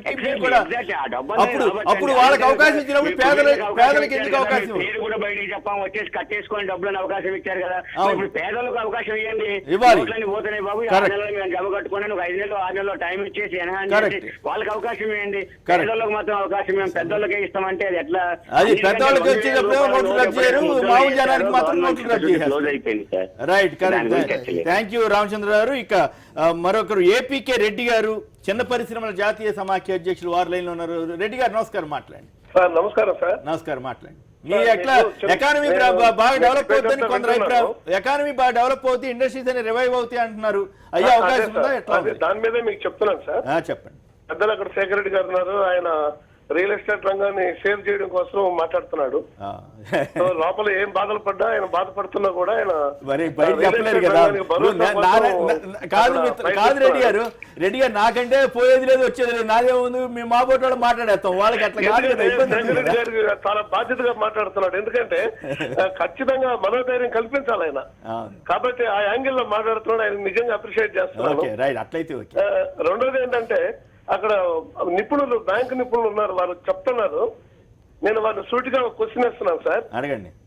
ఇవాళ నేను ఎఫ్ఎస్ఎంఈ ఇండియా ఎస్ఎల్బిసి మెంబర్ అండి, ఆర్బీఐలో స్లిక్ కమిటీలో మెంబర్ సార్. చెప్పండి. సో ఇవాళ స్మాల్ స్కేల్ ఇండస్ట్రీస్ అన్ని కూడా గత పవర్ క్రైసిస్ ఎఫెక్ట్ వల్ల 40,000 ఇండస్ట్రీస్ సిక్కైనాయండి. ఓకే. సో దానికి ఈ రోజు ఎన్పిఏ నామ్స్ అడ్డాం పెట్టి, గ్లోబలైజేషన్ అడ్డాం పెట్టి ఇవాళ రివైవల్ చేసే పరిస్థితి లేదు. సో ఇవాళ ఉన్న పరిస్థితుల్లో బ్యాంకులే కుదేలైపోయినాయి సార్. అవును.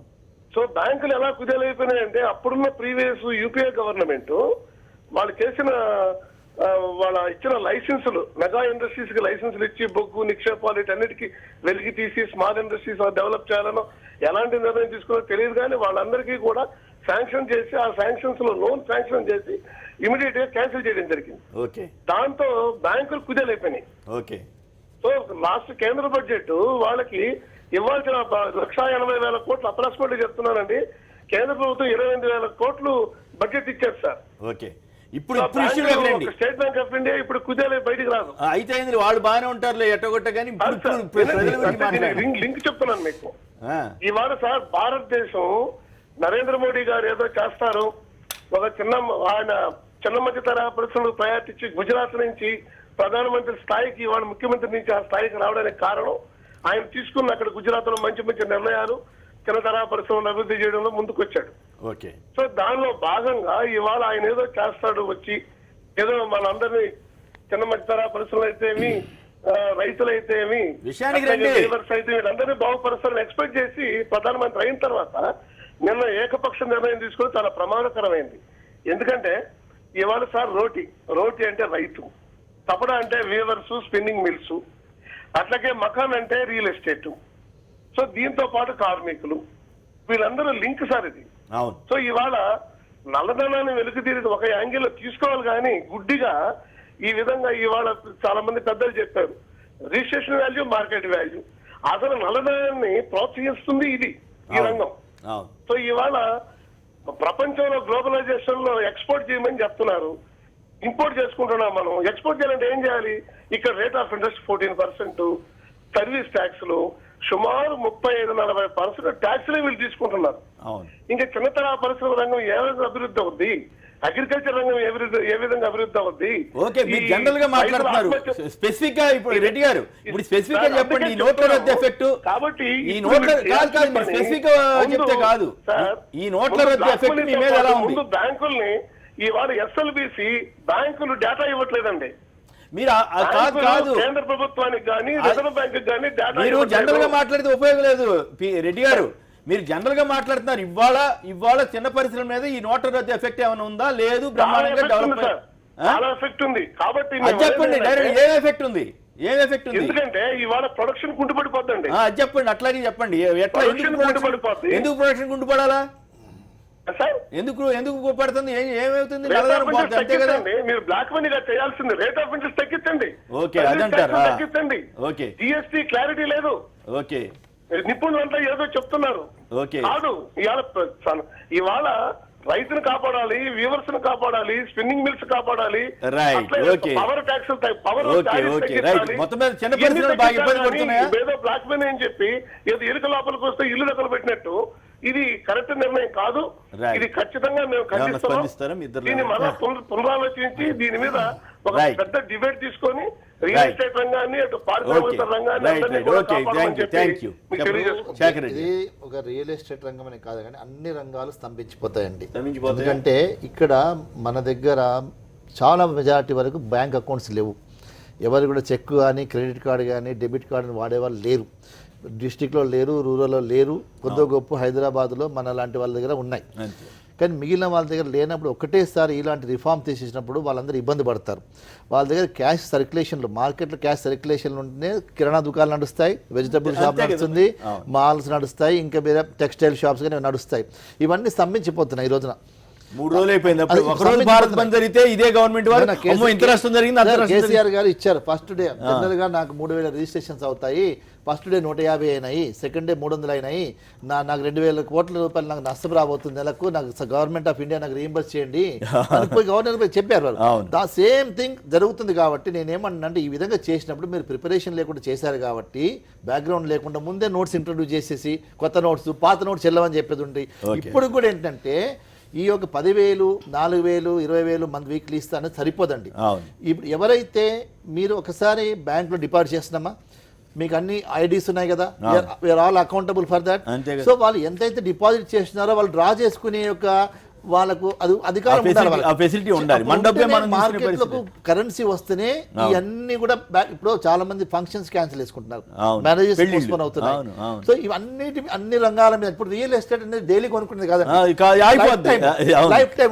మాకంత థ్రెట్ లేదు, మాకంత ఇమ్మీడియట్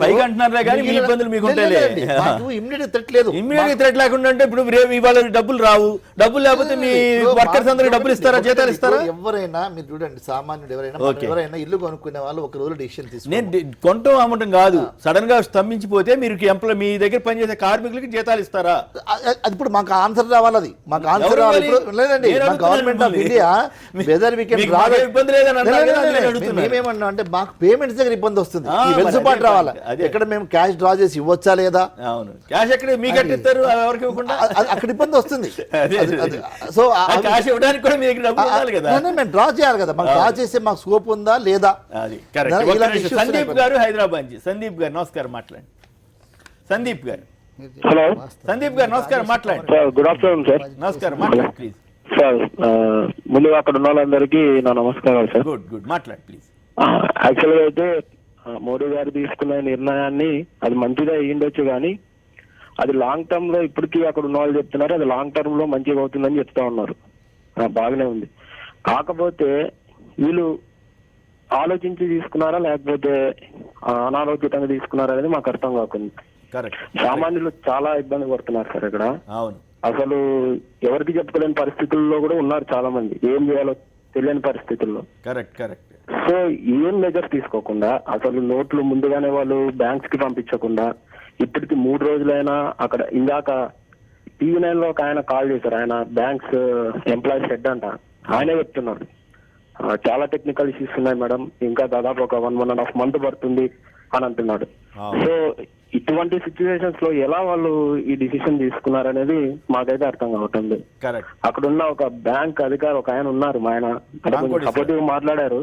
నిజమే, we also know that it is going to be have a good fruit in upcoming years, but what the situation now? Correct. అప్పుడు దాకా ఎకానమీ నిలబడాలి కదా ముందు. అదే అప్పుడు దాకా ఎలా సామాన్యుని యొక్క పరిస్థితి. అదే కాదు మిత్రమా, నా ప్రశ్న మళ్ళీ అడుగుతాను వారిని. నా ప్రశ్న ఏమిటంటే 1000 కోట్లు ఉన్న వాళ్ళకి 40% 30% రాయితీ ఇచ్చి నువ్వు ట్యాక్స్ కట్టుకుని వెసులుబాటు ఇచ్చినప్పుడు ఇప్పుడు మధ్యతరగతి వాళ్ళకి నువ్వు అప్పుడే ఎందుకు నోటు రద్దు చేయలేదు? ఇప్పుడు పేదల మీద ఈ పిడుగుపాటు పని ఎందుకు చేశారు? ఇప్పుడు కూడా అడిగింది నేను ఏకీభవిస్తున్నాను మీతో, ఎందుకంటే వాళ్ళందరికీ అంత టైం ఇచ్చారు. అవును, మీరు కూడా మీ దగ్గర ఉంటే చిన్నాళ్ళు పెద్దవాళ్ళు కూడా పెట్టుకోండి అంటే సరిపోయింది. రైట్, మంచి పాయింట్ చెప్పారు. కరెక్ట్. మనం ఎవరు మోడీ గారి ఉద్దేశాన్ని తప్పు పట్టట్లా, కానీ ఆ ఉద్దేశం ఆయనకి ఏదన్నా మరి రాజకీయంగా కొందరు విమర్శ చేస్తున్నారు. ఇది ఏదో యూపీ ఎలక్షన్స్ అనో లేదా బీజేపీ వాళ్ళకో ఇంకా మిత్రపక్షాలది ముందే తెలిసిందనో ఆ విమర్శల సంగతి పక్కన పెడితే నాబోటి వాడి ప్రశ్న ఏమంటే పెద్ద పెద్ద కోటీశ్వర్లకి స్వచ్ఛంద డబ్బులు ఇచ్చి ట్యాక్స్ కట్టుకుని ఫెసిలిటీ ఇచ్చినప్పుడు ఇప్పుడు బ్లాక్ మనీ ఉన్న 5 లక్షలు 10 లక్షలు 20 లక్షలు బ్లాక్ మనీ ఉన్న వాళ్ళకి ఎందుకు అవకాశం ఇవ్వట్లేదు అన్నదే నాబోటి వాళ్ళకి అర్థం కాదు. ఎక్కడ చెప్పారంటే బ్రేక్ తర్వాత చెప్పాడో దాని తర్వాత అసలు తీసుకోవడమే లేదు మరి. Right, okay, right. వారు ఇప్పుడు అవకాశం ఉందని చెబుతున్నారు. వారు ఎట్లాంటి అవకాశం ఉంటుందో రామ్ కోటేశ్వరరావు వివరించడానికి ముందుగా ఇప్పుడు చిన్న విరామం.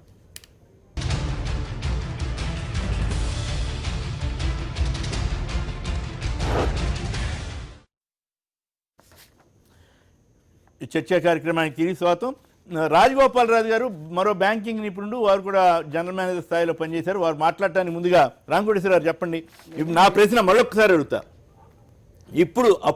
అప్పుడు పెద్ద పెద్ద వాళ్ళ కోసం రద్దు చేసి బ్రహ్మాండంగా సదుపాయం కల్పించారు కదా, 1000 కోట్లు దాచుకున్నాయి అని. ఇప్పుడు 10 లక్షలు 25 లక్షలు బ్లాక్ మనీ ఉంది, లేదని నేను అంటలా, ఉండొచ్చు. మెజారిటీ ప్రజల దగ్గర ఉంది. ఆ ప్రజలకు కూడా మీరు ఒక వెసులుబాటు ఎందుకు ఇవ్వరు గవర్నమెంట్? ఫస్ట్ మీరు అడిగిన ప్రశ్నలో ఫస్ట్ ప్రభుత్వం తీసుకున్న చర్య నేను దాన్ని 100% సపోర్ట్ చేసేవాడిని కాదు. ఒకటి రెండోది మీరు పోలిక కరెక్ట్ కాదన్నాను. ఎందుకనంటే వాళ్ళకి ఎట్లయితే వెసులుబాటు ఉందో కస్టమర్స్కి కూడా ఇప్పుడు కూడా వెసులుబాటు ఉంది. ఏ విధంగానంటే నేను చెప్పేది 2.5 లక్షల వరకు అయితే ఏమి అసలు ఎవరు అడగరు. పైన వేసుకున్నా కూడా మ్యాక్సిమం జరిగేది ఏంటి, మీరు సోర్స్ కరెక్ట్ గా చూపించగలిగితే మీకేం ఇబ్బంది ఉండదు. సోర్స్ ఇవాళ కాకపోతే రేపైనా ఈ సిస్టమ్ అనేది అకౌంటింగ్ తీసుకురావాల్సిన అవసరం ఉంది. సిస్టమ్ లో తీసుకురండి, సిస్టమ్ లో తీసుకురామని మేము చెబుతున్నాం, మీరు చెప్పట్లేదు. మేమంటున్నాం సిస్టమ్ లో తీసుకురావాలంటే ట్యాక్స్ శేఖర్ రెడ్డి గారు చెప్పారు. రామచంద్ర గారు ఎంతో చెప్పినట్టు రామచంద్ర 2-3 ఛానల్ అడిగాను, ఎక్స్పర్ట్స్ని అడిగాను. ఇప్పుడు చాలా మంది వ్యవసాయదారులకు వీళ్ళందరికీ కూడా అకౌంట్స్ ఉండవు. వాళ్ళు గత 10 సంవత్సరాల నుంచి ఏదో వచ్చినా వాళ్ళు సేవింగ్ చేసుకుంటారు. అది ఒక లక్ష్మి అనేసి ధనం ఇంట్లోనే పెట్టుకుంటారు, ఉంటుంది. అవి accumulated over period of time accumulate అయినాయి. 10 సంవత్సరాలు 15 సంవత్సరాలు పిల్ల పెళ్లికో దేనికో అక్యుములేట్ చేసుకున్నారు. ఇప్పుడు ఆయన దగ్గర 20-30 లక్షలు ఉన్నాయి. అది ఇప్పుడు అది మీరు ఈ ఇయర్ యొక్క ఇన్కమ్ కింద చూసుకుంటారా, లేకపోతే వాళ్ళ సేవింగ్స్ కూడా ఎగ్జామ్టెడ్ సేవింగ్స్ అగ్రికల్చర్ సేవింగ్స్ కింద గవర్నమెంట్ ఆఫ్ ఇండియా క్లారిఫికేషన్ ఇస్తే వాళ్ళకు కూడా ఊరట కలుగుతుంది కదా? అవును, ఊరటి కాదు. నాబోటి వాళ్ళు అంటే 20 లక్షలు ఉంది కదా, ఓ 10% 20% కట్టండి చేయొచ్చు అని చెప్పొచ్చు కదా అనేది నా పాయింట్. అది సాధ్యమా కాదా అనేది నా ప్రశ్న. అట్లా ఎందుకు చేయలేదు? అంటే 100 కోట్లు ఉన్నాడు మాత్రం మీరు రాయితీలు ఇస్తారు, మామూలు మాత్రం ఎవరు? దీన్ని వెంటనే దాన్ని కంపేర్ చేయడం కరెక్ట్ కాదు. చెప్పేదేనండి. దీంట్లో ఏంటంటే ఇప్పుడు మీరు చెప్పేటువంటి అన్ని కూడా వ్యవసాయానికి మాత్రం ఖచ్చితంగా వెసులుబాటు ఇవ్వాలి వ్యవసాయదారులకు. అయితే రెండోది శేఖర్ రెడ్డి గారి దాంట్లో విభేదిస్తుంది ఏంటంటే ఇవాళ దాదాపుగా ప్రతి ఆల్మోస్ట్ విలేజెస్లో కూడా 80 to 85% పీపుల్కి అకౌంట్స్ ఉన్నాయి, లేవనేది మాత్రం వాస్తవం కాదు. అయితే అలవాటు లేదు, వేసుకోవట్లేదు అంటే కొంత రీజన్ ఉంది దాంట్లో. అకౌంట్ లేదనేది కాదు సార్. బ్లాక్ ఇప్పుడు సామాన్యుడి దగ్గర ఉన్న బ్లాక్ మనీని లేకుండా వాడిని బికారం చేయకుండా మీరు ఎట్లా దీనికి రాజగోపాల్ రాజు గారు చెప్పండి. ప్రభుత్వం ప్రత్యామ్నాయాలు ఆలోచించాలి. ప్రత్యామ్నాయాలు ఏంటంటే ఇందుట్లో డిస్క్రిషనరీ పవర్ ఉండాలి. ఏంటంటే ఎవరైతే మెరిట్ ప్రకారంగా అట్టు పెట్టుకున్నారో వాళ్ళని వేధించకుండా ఎవరైతే ఎక్కువ పెద్ద మొత్తాల్లో ఉన్నటువంటి వాళ్ళని వేధించాలి. అందుకోసమే ఇప్పుడు మాట్లాడలేరు దాన్ని. ఈ డిసెంబర్ 30 తర్వాతనే మాట్లాడగలరు. డిపాజిట్ వేసుకోండి. అందుకనే వేసుకున్న తర్వాత ఇన్కమ్ ట్యాక్స్ నోటీస్ పెడితే ఆత్మహత్య చేసుకుంటున్నారే జనం, పాపం అమాయకులు మనం చైతన్యం చేయాలి దాన్ని. అంటే 1000 కోట్లు హ్యాపీగా పన్నులు కట్టుకుంటే మీకు రద్దు చేయమని చెప్తారు. మీరు 1000 కోట్ల దగ్గర దగ్గర 1000 కోట్లు రద్దు చేయటం అని అసలు మొత్తం వాళ్ళ దగ్గర తీసుకోవాలని మేము అడుగుతున్నాం. తీసుకోండి. ప్రభుత్వం తప్ప. నా ప్రశ్నలో ఇదేనండి, 1000 కోట్లు ఉన్న వాడికి రాయితీ ఇచ్చినప్పుడు ఇప్పుడు బ్లాక్ మనీ ఉన్న సన్న మధ్యతరగతి ప్రజలకి ఎందుకు ఇవ్వరాలేదే నా ప్రశ్న. ఇవ్వాలని అడగండి, అది కరెక్ట్. కానీ ఇది తప్పనొద్దు, అది ఇవ్వాలని అడగండి. రాజగోపాల్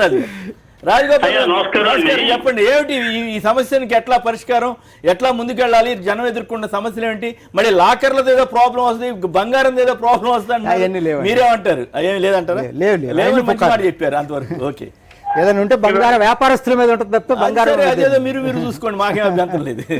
రాజుగారు మాట్లాడండి సార్.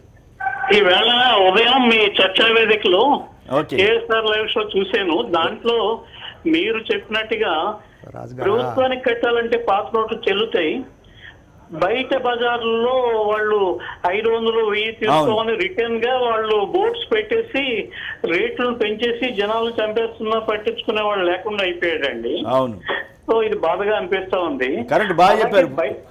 బయట కూడా 1500 ఈ 14వ తారీఖు వరకు వాళ్ళు తీసుకోవాలనేది ఇది వాళ్ళు ఎందుకు ఇన్స్ట్రక్ట్ చేయరు గవర్నమెంట్ అన్నది నా ప్రశ్న అండి. ఎదురుగుండా ఉన్నాయని నేను బయట ఇప్పుడు గన్ ఫౌండరీ బ్రాంచ్ లో స్టేట్ బ్యాంక్ ఆఫ్ హైదరాబాద్ లో ఉన్నాను. రాజుగారు బాగున్నారా? రాజుగారు గుర్తుపెట్టారా?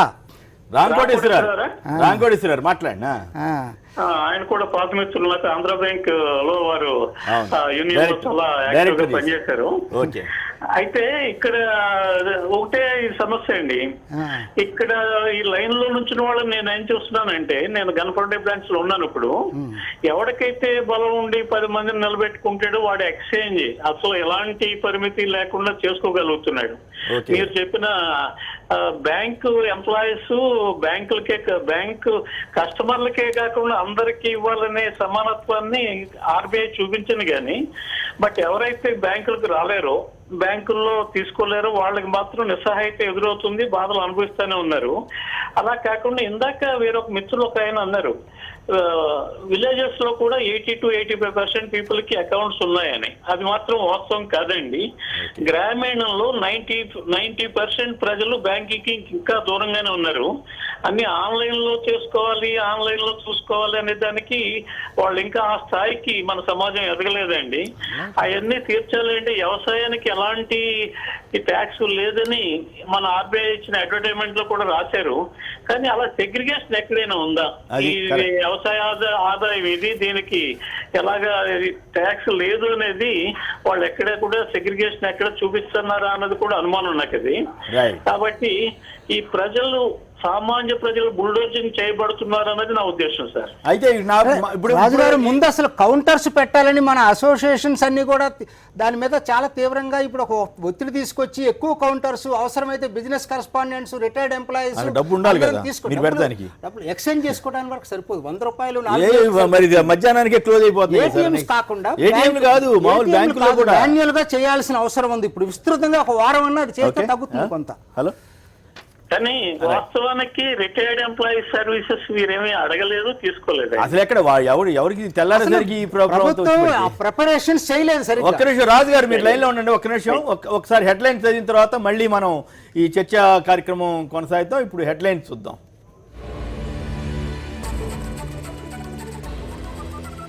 కిటకిటలాడుతున్న బ్యాంకులు, ఏటీఎంలు, 3వ రోజు తప్పని తిప్పలు.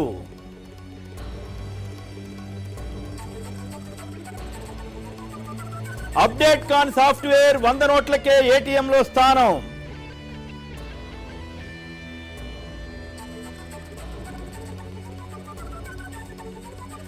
మోడీకి కేజ్రీవాల్ 3 ప్రశ్నలు, నోట్ల రద్దు వెనుక భారీ స్కామ్ ఉందన్న ఢిల్లీ సీఎం.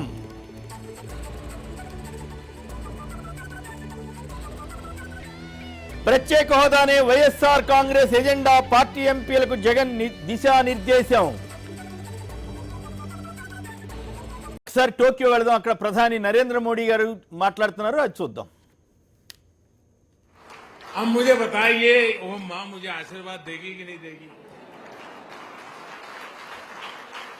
ऐसी वृद्ध माँ आशीर्वाद दे तो फिर योजना सफल होने में कोई आशंका रहती है क्या? भाइयों बहनों, ये बहुत बड़ा स्वच्छता का अभियान है। ये किसी को परेशान करने के लिए नहीं है। तकलीफ हुई है, तकलीफ तो होती, मुझे भी अंदाज, मैंने पहले दिन भी कहा था, जब 8 तारीख को मैंने राष्ट्र के नाम संबोधन किया तब भी कहा था कि इतना बड़ा देश है, 50 दिन दिए हैं, जल्दबाजी करने की जरूरत नहीं है। 50 दिन दिए हैं, जाकर के अपने जो ईमानदारी के हक के पैसे हैं वो जमा कराएं, बदले में उनको खाते में पैसे आ जाएंगे।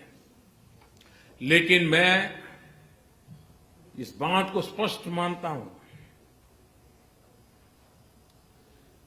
बिना हिसाब का अगर कुछ आया हाथ तो उसका देश आजाद हुआ तब से आज तक का हिसाब चेक करने वाला हूं।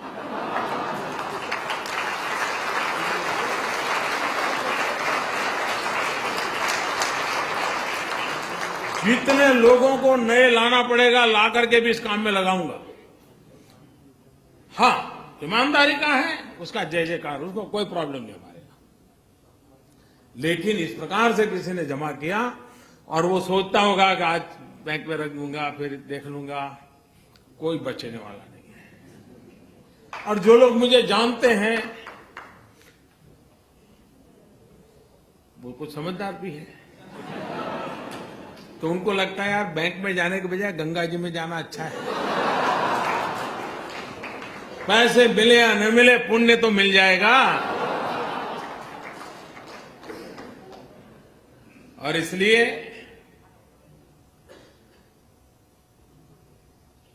देश को मैं फिर एक बार, आज पहुंचते ही फिर से भी मैं लोगों को बार बार कहने वाला हूं, ईमानदार लोगों की रक्षा करने के लिए मेरी सरकार सब कुछ करेगी और बेईमानों को तो हिसाब चुकता होके ही रहेगा।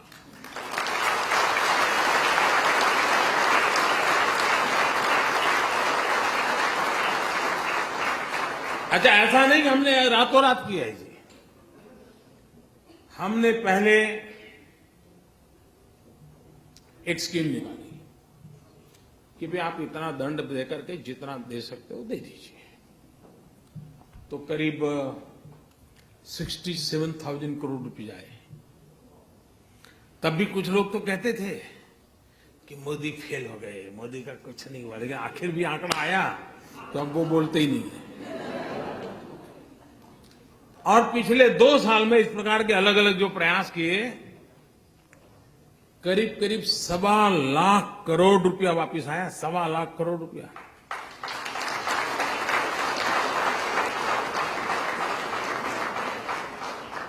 तो मौका दिया था, ऐसा नहीं कि नहीं दिया था, लेकिन फिर भी अगर आपको लगता है कि वैसे ही है पहले जैसे थे, तो फिर गलती मेरी नहीं है।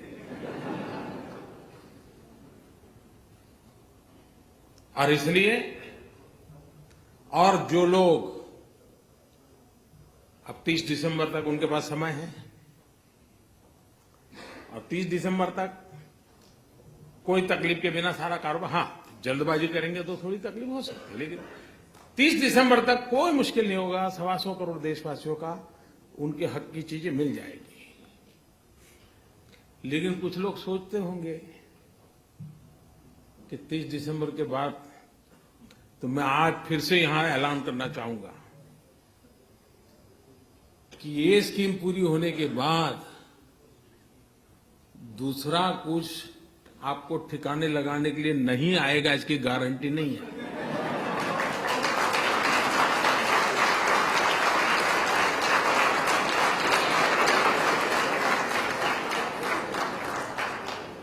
अब दुनिया इतनी बदल चुकी है, हमने मुख्य धारा में, आप ठीक है पहले कर लिया भाई, मैंने मौका दिया है, आ जाइए।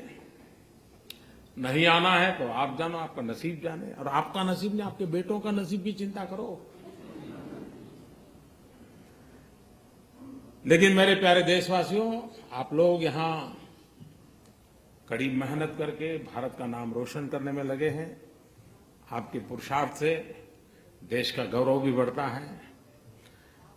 दुनिया में जहां भी जाते हैं, भारतीय समुदाय के व्यवहार की बहुत ही सकारात्मक चर्चा विश्व में जहां जहां भारतीय समुदाय रहता है उनसे मिलती है सुनने के लिए। और उसके कारण भारत की साख भी बढ़ती है, भारत की प्रतिष्ठा भी बढ़ती है। तो ये आप लोगों का बहुत बड़ा योगदान है। मैं फिर एक बार आप सबको मिलने का मुझे अवसर मिला, मैं आपका बहुत बहुत धन्यवाद करता हूं और मैं आपको विश्वास दिलाता हूं कि अब हिंदुस्तान निरंतर आगे बढ़ने वाला है, विकास की नई नई ऊंचाइयों को पार करने वाला है। जो सपने आप दुनिया में जाकर के दुनिया देखते हो और जो अच्छी चीजें आप हिंदुस्तान में चाहते हो, वो सभी अच्छी चीजें हिंदुस्तान में होना संभव हो चुका है, होके रहेगा। बहुत बहुत धन्यवाद।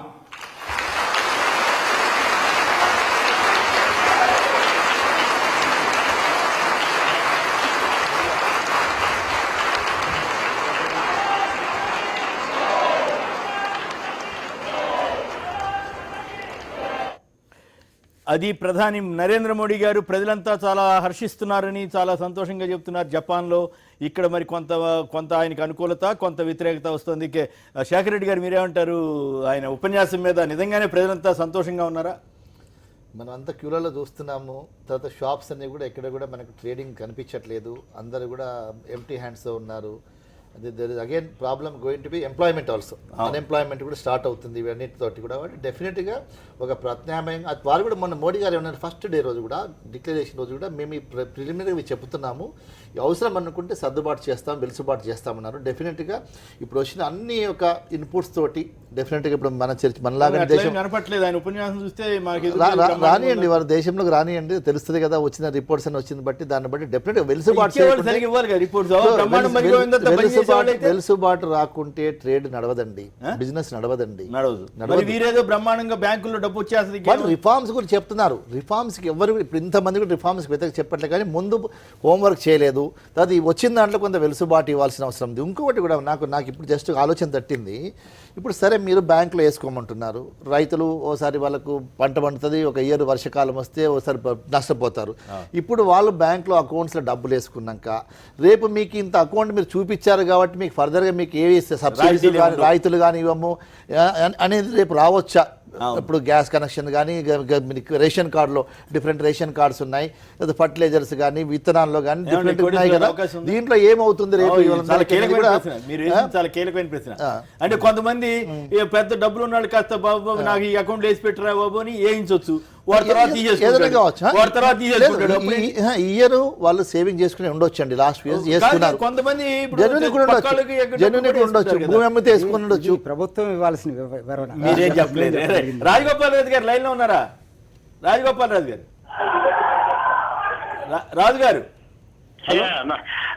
నా ప్రశ్న ఏమంటే, రాజుగారు మీరు కూడా బ్యాంకింగ్ లో నిపుణులు కాబట్టి నా ప్రశ్న ఏమిటంటే, మాకేం ఆర్థిక వ్యవహారాల మీద మాకేం పట్టులేదు, కానీ ఒక సామాన్యుడిగా మాకు వచ్చే చిన్న ఆలోచనని మీ అందరికీ చెప్తా ఉన్నాం. మీరు ఎట్లయితే పెద్ద పెద్ద వేల కోటీశ్వర్లకి మీరు 40 ట్యాక్స్ పలానా తారీఖులోపు కట్టి వెయిట్ చేసుకోండి అని చెప్పినట్లుగానే ఇప్పుడు మధ్యతరగతిలో 10 లక్షలు, 20 లక్షలు, 25 లక్షలు ఉంటుంది, లేదు ₹1 కోటి ఉంటుంది కొంతమంది దగ్గర. వాళ్ళందరికీ కూడా పలానా తారీఖు లోపు నోట్లు రద్దు అయిపోతాయి, ఈ లోపు మీరు ఇంత పన్ను కట్టి చేసుకోండి అని చెప్తే ఈ సమస్య ఏమైనా పరిష్కారం వస్తుందా? అప్పుడు జనం కూడా ఇబ్బంది లేకుండా బయటపడతారా అన్నది నాది ఒక చిన్న ఆలోచన. మీరేమంటారు? ఇప్పుడు ఇంతకుముందు గట్రాజన్ గారు కూడా అట్లాగే జరగాలని కూడా వారు కూడా అట్లా అన్నారు, అట్లాగే ఇంకొక కాలర్ కూడా ఒకళ్ళిద్దరు అట్లాగే అంటున్నారు. మీరేమంటారు? అయితే నేను చెప్తుంది ఏంటంటే, పెద్ద పెద్ద విషయాలు మాట్లాడండి, కానీ ఇప్పుడు పెళ్లి సీజన్ అండి. చాలా మంది పెళ్లి ముహూర్తాలు పెట్టుకుని కొంత క్యాష్ అప్పు చేసో లేకపోతే బ్యాంకుల నుంచి తీసేసుకునో రెడీ పెట్టుకున్నారు. ఈ సమయంలో ఈ ఎలాంటి విత్డ్రాయల్స్ వారానికి 20,000 దాటకూడదనే నియమం పెట్టేసి ఈ పెళ్లిళ్ళు చేసుకునే వాళ్ళకి విపరీతమైన ఆటంకం ఏర్పడింది. ఇదే సమస్య సొసైటీ మొత్తం ఉందండి. ఇప్పుడు రేట్లు అసాధారణంగా పెరిగిపోయినాయి సార్. మార్కెట్ లో కొనుగోలు శక్తి తగ్గిపోయింది, మార్కెట్ స్తంభించిపోయింది అండి. ఇది బేగం బజార్ లో ఒక వ్యాపారస్తుడు నాతో చెప్పిన విషయం అండి ఇది. కాబట్టి దీన్ని లిబరలైజ్ చేసి బ్యాంకుల్ని వాళ్ళ పనులు చేసుకొని ఇచ్చి వాళ్ళ కస్టమర్స్ కి సర్వీస్ ఇచ్చుకునే అవకాశాన్ని వాళ్ళకు వదిలినట్లయితే ఈ మార్కెట్ లో ఉన్న స్తబ్దత తగ్గుతుందన్నది నా ఉద్దేశం అండి. అలాగే మీరు అడిగిన ప్రశ్న ఏంటంటే, వీటికి ఎలాగా మార్కెట్ లో రిలీజ్ అవుతుందనే పెద్ద పెద్ద విషయాలు మాట్లాడిన కానీ సొసైటీ వాళ్ళు మాత్రం బుల్డోజింగ్ ఎదుర్కొంటూ ఉంది. ఏదో కేవలం టోల్ ప్లాజా దగ్గర అది కమిషన్ తీసుకోవడానికి ఇబ్బంది అవుతుంది, అది ఒకటి మాత్రం తీసేశారు. కానీ సాధారణంగా ఈవేళ ఉప్పు రేటు, పంచదార రేటు ఇవన్నీ కూడా విపరీతంగా పెరిగిపోయే పరిస్థితుల్లో చేతిలో కానీ జేబులో కానీ డబ్బులు లేకుండా ఉన్న పరిస్థితుల్లో బ్యాంకుల్లో క్యూల్లో నిలబడలేని పరిస్థితి ఉన్నప్పుడు ఈ సమాజం ఎదుర్కొంటా ఉంటుంది. బయటికి విధాన రూపంగా మోడీ గారిని పొగుడుతున్న అంతర్మదనంలో ఈ పడుతున్న బాధలను చూసి ఒక విధంగా వారికి ఇబ్బందిని బయట ఎక్స్ప్రెస్ చేయలేకపోతున్నారు పెద్దవాళ్ళు కూడా. బట్ ఇది తగ్గాలి అంటే బ్యాంకులకి ఫ్రీడమ్ ఇవ్వాలండి. ఇప్పుడు నేను గన్ ఫౌండరీ బ్యాంక్ లో ఉన్నా కదా, ఎవరికైతే ఓటుకుందో వాళ్ళ క్యూలో ఒక 10 మంది నుంచో పెట్టి తీసుకుంటున్నట్టుగా నాకు అనిపిస్తా ఉంది. మళ్ళా వాళ్లే తిరగబడి ఇంకొక బ్రాంచ్లకు కానీ బ్యాంకులకు కానీ వెళ్ళి క్యాష్ తీసుకుంటా ఉన్నారు. తీసుకోలేనటువంటి సీనియర్ సిటిజన్స్ కానీ దీనికి పరిష్కారం ఏంటంటే ఎవరి కస్టమర్స్ ఆ బ్యాంక్. రాజా గారు తుని నుంచి, థ్యాంక్ యూ రాజు గారు, వివరంగా చెప్పారు. రాజా గారు తుని నుంచి, నమస్కారం అండి, మాట్లాడండి సార్. సార్ నమస్తే సార్. నమస్తే, చెప్పండి మీ అనుభవం ఏంటి సార్? నా అనుభవం అంటే గవర్నమెంట్ ఈ బ్లాక్ మనీని అరికట్టడం కోసం అని చెప్పేసి వీళ్ళు ఈ ప్లాన్ తీసుకొచ్చారు. ఇందులో గవర్నమెంట్ ఫెయిల్యూర్ అవుతుందేమో అనిపిస్తుంది సార్ ఇక్కడ పరిస్థితులు చూస్తుంటే నాకు. ఎట్లా అంటే ఈ బ్యాంకర్స్ వీళ్ళు లోపాయికారిగా ఒప్పందం పడి ఎన్ని కోట్లన్నా సరే బయటకి ఇస్తున్నారు. కామన్ కొన్ని అన్ని బ్యాంకులు నేను పాయింట్అవుట్ చేయట్లేదు, కొన్ని బ్యాంకుల్లో మాకు డబ్బులు అందుబాటులో లేవని చెప్పేసి ఆల్రెడీ క్లోజ్ చేయడం జరిగింది అంటే మా ఏరియాలో. అంటే నాకు తెలుసుగా వీళ్ళు 10 లక్షలు ఎంత కమిషన్ తీసుకుని ఎన్ని కోట్లన్నా 2 కోట్లు 3 కోట్లు కూడా ఇచ్చేస్తున్నారు. ఓకే, కొత్త నోట్లు. అదేదో గవర్నమెంటే తీసుకుంటే పోతుంది కదా. ఏమండి నా పాయింట్ ఆఫ్ వ్యూ ఏంటంటే, ఆ బ్లాక్ మనీ ఏదో పలానా తారీఖు తర్వాత మీ నోట్లు ఉండవు, ఈ లోపే పే చేసి మీరు ట్యాక్స్ కట్టి వెయిట్ చేసుకోండి అని చెప్తే ఇంతకుముందు అనౌన్స్ చేసినట్లుగా చేసేస్తే పని అయిపోతుంది, గవర్నమెంట్ గా వస్తాయి కదా డబ్బు అంతా. అప్పుడైతే మరి 35-40% అండి. ఇప్పుడు ఇలా 5 లక్షలు తీసుకుని వీళ్ళు మొత్తం బ్యాంక్ డినామినేషన్ లో ఏదో సంథింగ్ ఏదో చిన్న క్లాస్ పట్టుకుని వీళ్ళు చేస్తున్నారు సార్. ఇది ఓకే, అట్లా జరిగిపోతున్నాయి ఏమండి? అట్లాగ వచ్చేస్తున్నాయి. జరిగితే దాన్ని బయట పెట్టాలి కదా. ఎవరెళ్ళి కేసులు ఇరుక్కుంటారు సార్? ఏదో ఆయన తెలిసిన ఆయన చెప్పారు, ఆయనకి ఉన్న సమాచారం చెప్పారు, మీరు వెళ్ళి అరికట్టాలి కానీ దాన్ని మనం దాన్ని ఎంకరేజ్ చేయలేం కదా. అయితే అదే టైంలో మీరు చెప్పే పాయింట్ ఇప్పుడు జరగబోతుంది అదే కదండి. ఇప్పుడు 2.5 లక్షల పైన వేసుకున్నాడు అనుకోండి, ఆయన మీద ఏం చేస్తారు? ట్యాక్స్ తీసుకుంటారు, అంతే కదా. ట్యాక్స్ తీసుకుంటారు, కేసులు మీరు ఇప్పుడు ఏమన్నారు? అదే ట్యాక్స్ వాళ్ళలాగా వీళ్ళకి కూడా ట్యాక్స్ తీసుకొని ఇచ్చేసేయచ్చు. అది ఇది ఆల్మోస్ట్ 2 ఒకటే కదా. అఫీషియల్ గా గవర్నమెంట్ అనౌన్స్ చేయొచ్చు కదా. దానివల్ల మీకు ఇన్కమ్ ట్యాక్స్ దృష్టి పెట్టడం, ఈ గోలంతా ఎందుకు జనానికి? ఇప్పుడు మీరు చెప్పేది ఏంటంటే ఇది ఒక్కటే కాదు కదా, ఏదో కోట్లు 100 కోట్లు దాచిపెట్టుకున్న రాజకీయ నాయకులు వాళ్ళు ఇప్పుడు బయటకు రావడానికి లేదు కదా. వాళ్ళందరూ శుభ్రంగా సర్దుకున్నారు కదా. సర్దుకుంటే గొడవ ఎందుకు? చూస్తున్న రాజకీయ నాయకులు నేను వాళ్ళ గురించి మాట్లాడలేదు. నేను ₹1,00,00,000 లోపు 50 లక్షలు 10 లక్షలు పోగు చేసుకుని కింద మీద పడుతున్నటువంటి సామాన్య మధ్యతరగతి ప్రజలకు ఎప్పుడైనా వెసులుబాటు ఉంది కదా. 2.5 పైన వేసుకున్న వాళ్ళు రేపొద్దు నోటీస్ వచ్చినప్పుడు వాళ్ళు వివరణ ఇస్తారు కదా. అప్పుడు మీరు ట్యాక్స్ కట్టుకొని ట్యాక్స్ కడితే మాట్లాడుతున్నారు, అధికారికంగా మాట్లాడుతున్నారు. నేను దబ్బట్లా, నేను నిరక్షర కుక్షుడు అనుకోండి, చదువు వచ్చినా కూడా ఎలా వ్యవస్థ మరి దీని నుంచి ఎలా బయటకు రావాలి చెప్పాం కదా. మీరు కోటీశ్వర్లకు ఇచ్చిన అవకాశం వీళ్ళకి కూడా ఇవ్వండి అంటున్నా. 10% ఇగో 10 లక్షలు దాటితే 20 లక్షలు దాటితే ఇంత అని ఒక స్లాబ్ రేట్ పెట్టి ఇవ్వండి. అది రెండు మేము ఇప్పుడు జరగబోయేదే మీరు చెప్పేది ఒకటే అవుతుందండి. ఏమండి అవుతుందా? అర్థం అవుతుందా? జనానికి అర్థం అవుతుందా? ఆ క్లారిటీ భయంలో ఉన్నారు. క్లారిటీ ఇప్పుడు మనమే కొన్ని డిస్కస్ చేసాం విన్నారా? అక్యుములేటెడ్ సేవింగ్స్ ఉన్నాయి అందరి దగ్గర, అకౌంట్స్ లేవు వాళ్ళ దగ్గర, మరి వాళ్ళు ఎట్లా పే చేయాలా? అది ఒకటే ఇయర్ కిందకి చూసుకుంటారా, సెవెరల్ ఇయర్స్ కిందకి డివైడ్ చేసి చూసుకుంటారా ఇన్కమ్ అనేది? మీరే అంటారు వ్యవసాయదారులకు ఖచ్చితంగా వెసులుబాటు ఇస్తారండి. రాజా గారు లైన్ లో ఉన్నారా? కట్టేనండి, ఇప్పుడు చెప్పండి, కంటిన్యూ. అంటే అట్లా కొన్ని క్లారిఫికేషన్స్ కావాలా, ఎందుకంటే ఆ భయం ఉంది, భయం ఉంది. అదే మీరు కనుక పెద్దవాళ్ళకి అనౌన్స్ చేసినప్పుడే రద్దు అయిపోతే పలానా తారీఖుతో అందరూ వెళ్ళి వారి దగ్గర ఉన్న వాళ్ళు చేయాల్సింది కేవలం పెద్ద ధనవంతుల్ని రక్షించడానికే అన్న విమర్శలు ఎదుర్కొంటున్నారా లేదా? కేజ్రీవాల్ చెప్పిందంత వాస్తవం ఉందని అనుకోవాలా అక్కర్లేదా? దాంట్లో మాకే విభజించాల్సిన అవసరమే లేదు. ఎర్లియర్ స్పీకర్ చెప్పారు బ్యాంకింగ్ వ్యవస్థ వాళ్ళ నడుపుకోండి అనేది. అది డిపాజిట్స్ ఒక రకంగా పోతే వాళ్ళ ఖాతాదారులు విత్డ్రా చేసుకున్న ఫెసిలిటీ ఇవ్వండి. శేఖర్ రెడ్డి గారు చెప్పింది నేను సపోర్ట్ చేస్తాను. ఎందుకంటే వాళ్ళకి విత్డ్రాలకు అవకాశం అయిపోతే అసలు సర్క్యులేషన్ లోకి వచ్చింది మనీ. గంగాధర్ గారు నెల్లూరు నుంచి లైన్ లో ఉన్నారు. గంగాధర్ గారు నమస్కారం, మాట్లాడండి. సార్ నమస్తే అండి. ఇప్పుడు రాజశేఖర్ గారు మాట్లాడుతున్నట్టు ఒక చిన్న డౌట్ వచ్చింది నాకు. ఇప్పుడు లక్షలు ప్రజల కాడ ఉన్నాయని వాళ్ళు అంటున్నారు. ఎంత మందిగా ఈ లక్షలు ఉన్నాయి? మీ దగ్గర అమౌంట్ లేవా? రాజకీయ నాయకుల దగ్గర అమౌంట్ లేవా? పెద్ద పెద్ద బడా పారిశ్రామికుల దగ్గర అమౌంట్ లేవా? వాళ్ళు కూరగాయలు ఎక్కడి నుంచి తెచ్చుకుంటున్నారు?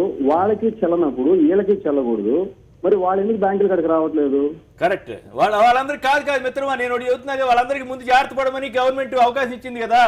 వాళ్ళకి ఆల్రెడీ మీరు అన్నట్టు 100% నోట్లు బ్యాక్ చేస్తున్నాము, మీకు అవకాశం ఇస్తున్నాము, మీరు మొత్తం ఉన్న మొత్తం నల్ల డబ్బులు మొత్తాన్ని వైపు చేసుకునేది. అవును, అందుకనే బాధపడేది ప్రజలు బాధపడతారు. మీరు జీవో పాస్ అయ్యేది వెళ్ళిపోతాము. అవును, మీలాంటి మిత్రులంతా కూడా ఇలాంటి పెద్ద శాస్త్రవేత్తలు వస్తుంటారు, పెద్ద పెద్ద పొలిటీషియన్స్ వస్తుంటారు, పెద్ద పెద్దలు వస్తుంటారు, మాట్లాడుతూ ఉంటారు. కరెక్ట్. కాదు మిత్రమా గంగాధర్, మీలాంటి మిత్రులంతా ఇప్పుడు మీలాంటి ఆలోచనల్ని మోడీ గారికో, బీజేపీ వాళ్ళకో, ఎమ్మెల్యేలకో, ఎంపీలకో, అమిత్ షా గారికో, కేంద్ర మంత్రులకో పంపించండి. అయ్యా మీరు ఆ అవకాశం వాళ్ళకి ఇచ్చినట్లే ఇప్పుడున్నటువంటి సన్న మధ్యతరగతి లేదా కొంచెం అప్పర్ మిడిల్ క్లాస్ లో ఉన్న 5 లక్షలు 20 లక్షలు ఈ మొత్తం ఎట్లా వెయిట్ చేసుకోవాలో తెలియక కింద మీద వాళ్ళకు 100 కోట్లు ఉన్న వాళ్ళకేమో టైం ఇచ్చారు, వీళ్ళకేమో టైం లేకుండా ఇట్లా అన్యాయంగా చేస్తున్నారని చెప్పి మీరు ఇప్పుడు వాస్తవంగా ఇప్పుడు మా పక్కింట్లో ఒక అతను ఉన్నారు, చెప్పండి. హస్బెండ్, 2 కొడుకులు, 1 కూతురు, 4 పనిచేస్తారు. కూలీకి వెళ్ళినా కూడా ఒక్కొక్కరికి 200-300 వస్తుంది. బ్యాంక్ లో కరెక్ట్ గా అవసరం టైంకి అక్కడికి వెళ్ళాలనుకున్నప్పుడు బ్యాంక్ క్లోజ్, ఈరోజు మధ్యాహ్నం క్లోజ్ చేసేసాము, రేపు చేస్తాము, ఎల్లుండికి డ్రా చేసుకోండి అనే టైప్ లో దగ్గర 4 లక్షల రూపాయలు వాళ్ళు తీసి చెప్పుకున్నారు. దాన్ని ఎత్తుకొని పోయి బ్యాంక్ లో వేసుకోవాలి. ఇదేం చేయాలా? 4 మనుషులు కూలి చేస్తున్నారు. దానికి ఇన్కమ్ సోర్స్ ఎలా వచ్చి మీరు తీసుకురండి అంటే ఎవరైనా కూలికి వెళ్తే వీళ్ళతో నా దగ్గర పని చేస్తారని చెప్పేసి నోటీస్ అని ఇస్తున్నారా? ఎక్కడ ఇస్తారు? ఎవరు కదా. మరి అదే ఇప్పుడు రిలయన్స్ ధీరుభాయ్ అంబానీ కానీ ఇంకొక అతను కానీ కోట్లు నాకు ఈ ఇయర్ లో 1000 కోట్ల ఆదాయం వచ్చింది, 2000 కోట్ల ఆదాయం వచ్చింది, నా షేర్ మార్కెట్ ఎక్కడో ఉంది, మీరు బిజినెస్ పెట్టండి అంటున్నారు. మరి ఆ 2000 కోట్లు ఏమవుతున్నాయి? 1 లక్ష కోట్లు ఏమవుతున్నాయి? 2 లక్షల కోట్లు ఏమవుతున్నాయి? అదే రాజశేఖర్ చెప్పి మీకు కరెక్ట్ అండి, కాదనట్లేదు. మీరు ఎంత మంది టీవీలో చూస్తా ఉన్నారు, అన్ని ఏరియాలో చూస్తా ఉన్నారు, అన్ని దగ్గరలో కానీ కూలీ చేసుకునే రిక్షాలు, ఆటో తోలుకునే వ్యక్తులు తప్ప 500 ఎత్తుకుని మరి ఎమ్మెల్యేలకు కానీ, ఎంపీలకు కానీ, బీజేపీ కార్యకర్తలకు కానీ, ఎవరితో కానీ, కోటీశ్వర్లు కానీ ఏ ఒక్కరైనా లైన్ లో కనీసం మీరేమి తీసుకున్నారా?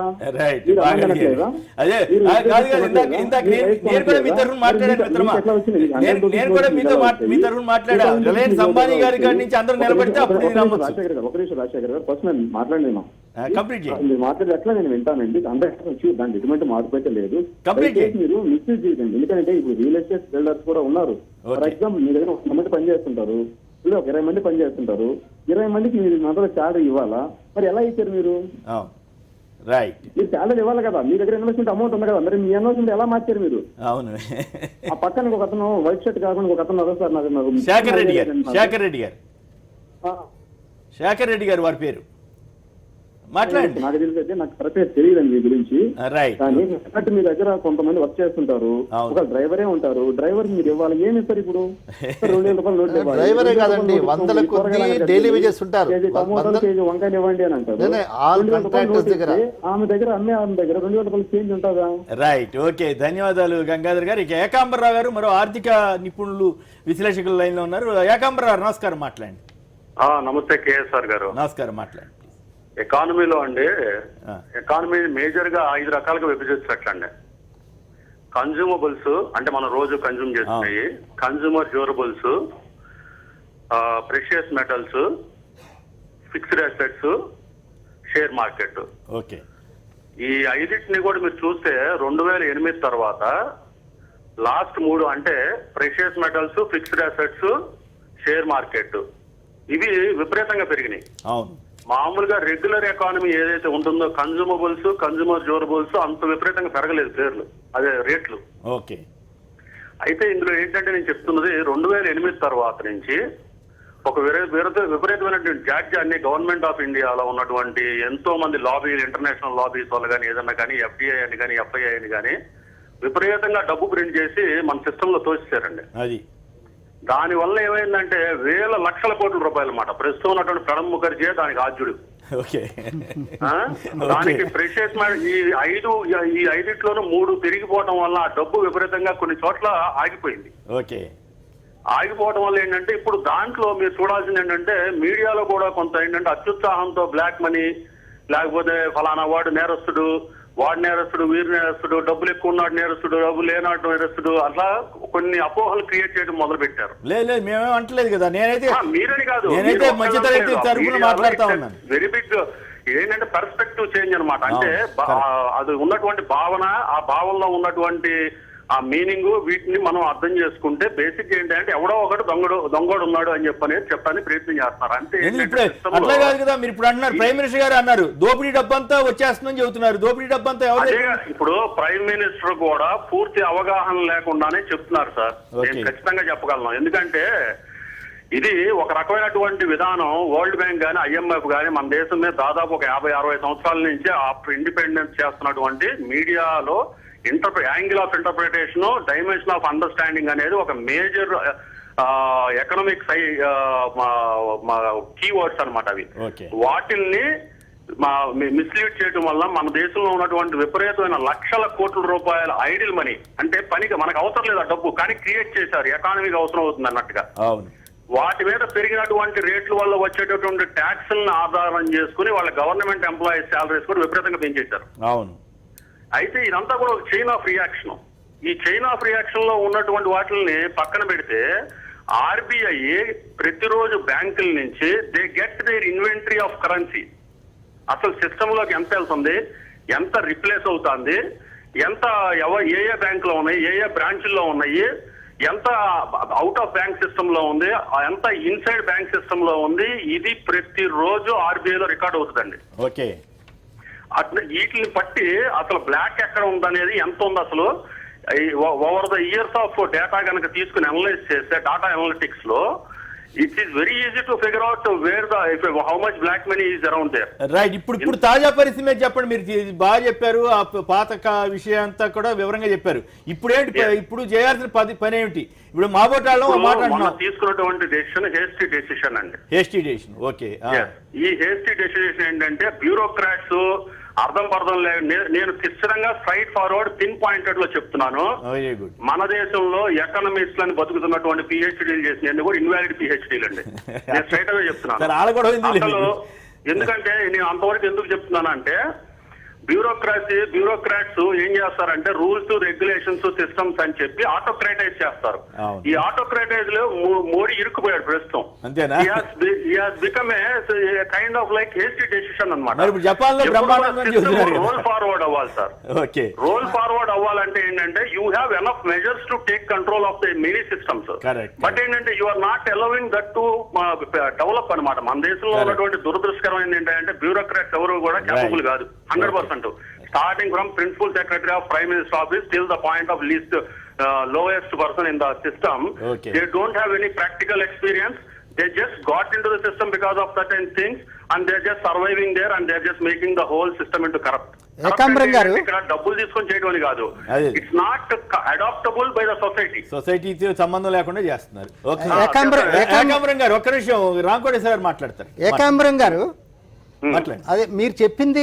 ఇప్పుడు RBI ఏ రోజుకి ఆ రోజు మీకు నాకు తెలుసది ఏది రెగ్యులర్గా మానిటర్ చేస్తూ ఉన్నారనేది. RBI ఆ లెక్క వేసిన తర్వాతనే ఇంత బ్లాక్ మనీ, అన్అకౌంటెడ్ మనీ ఉన్నదని అసెస్మెంట్ వేసిన తర్వాతనే రఘురామ్ రాజన్ కూడా ఇన్వాల్వ్ అయిన తర్వాతనే ఇది జరిగింది.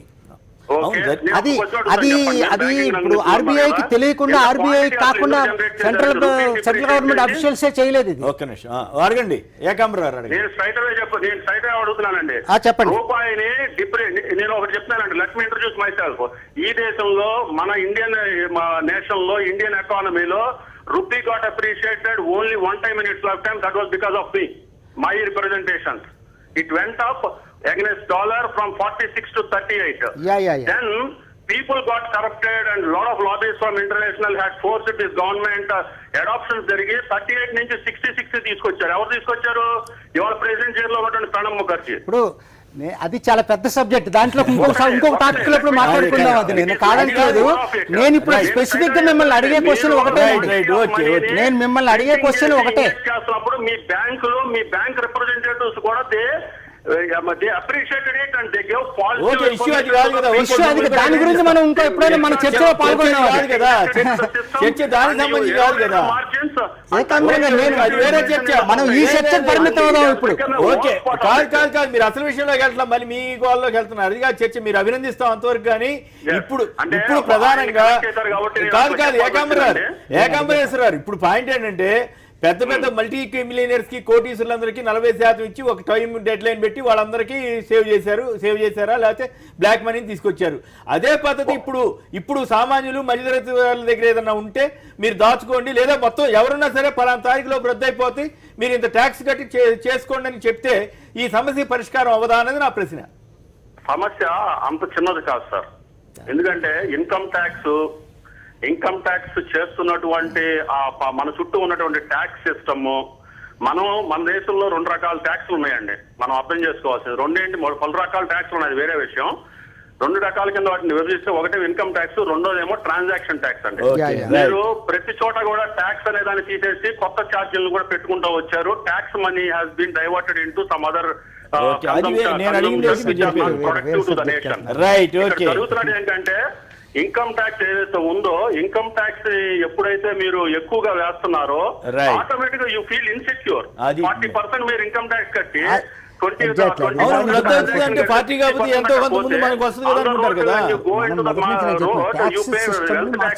రిజిస్ట్రేషన్ చార్జెస్ ఇవన్నీ. రైట్ ఓకే, ధన్యవాదాలు.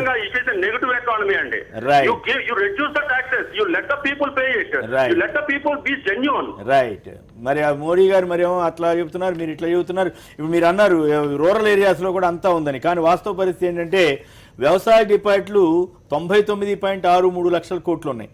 టోటల్ క్రెడిట్ 73.63 లక్షల కోట్లు.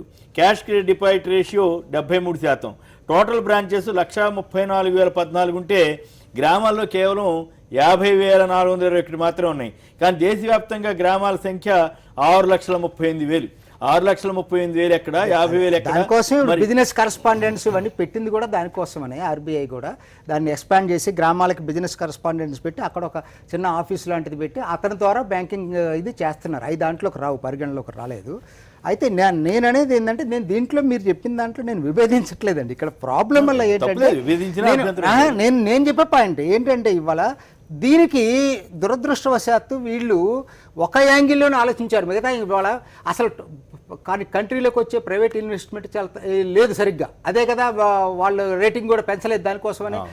దీంట్లో కూడా కాకపోతే ఇవన్నీ ఏంటంటే ఏదో స్టెప్స్ కొన్ని రిఫార్మ్స్ తీసుకురావాలనే దీంతో మొదలుపెట్టి ఇదొక్కటే ఇది పీస్మిల్గా చేయకూడదు. నెంబర్ 1 పీస్మిల్గా చేయకూడదు. దీన్ని కాంప్రిహెన్సివ్గా అన్ని కలిపి ఒకేసారి చేయాలి.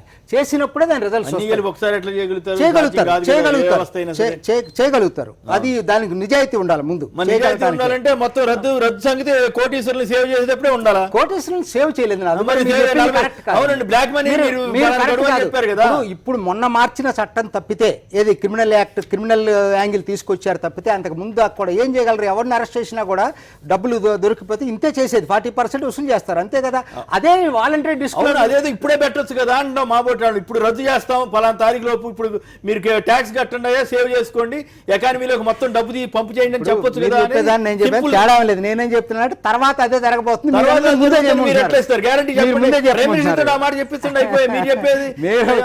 ప్రభుత్వాన్ని సపోర్ట్ చేయట్లేదు, ఇండిపెండెంట్ ఒపీనియన్. వారు ఏంటంటే పెద్దవాళ్ళకి మీరు ఇంత కడితే మీకు మిగిలింది ట్రాన్స్పరెంట్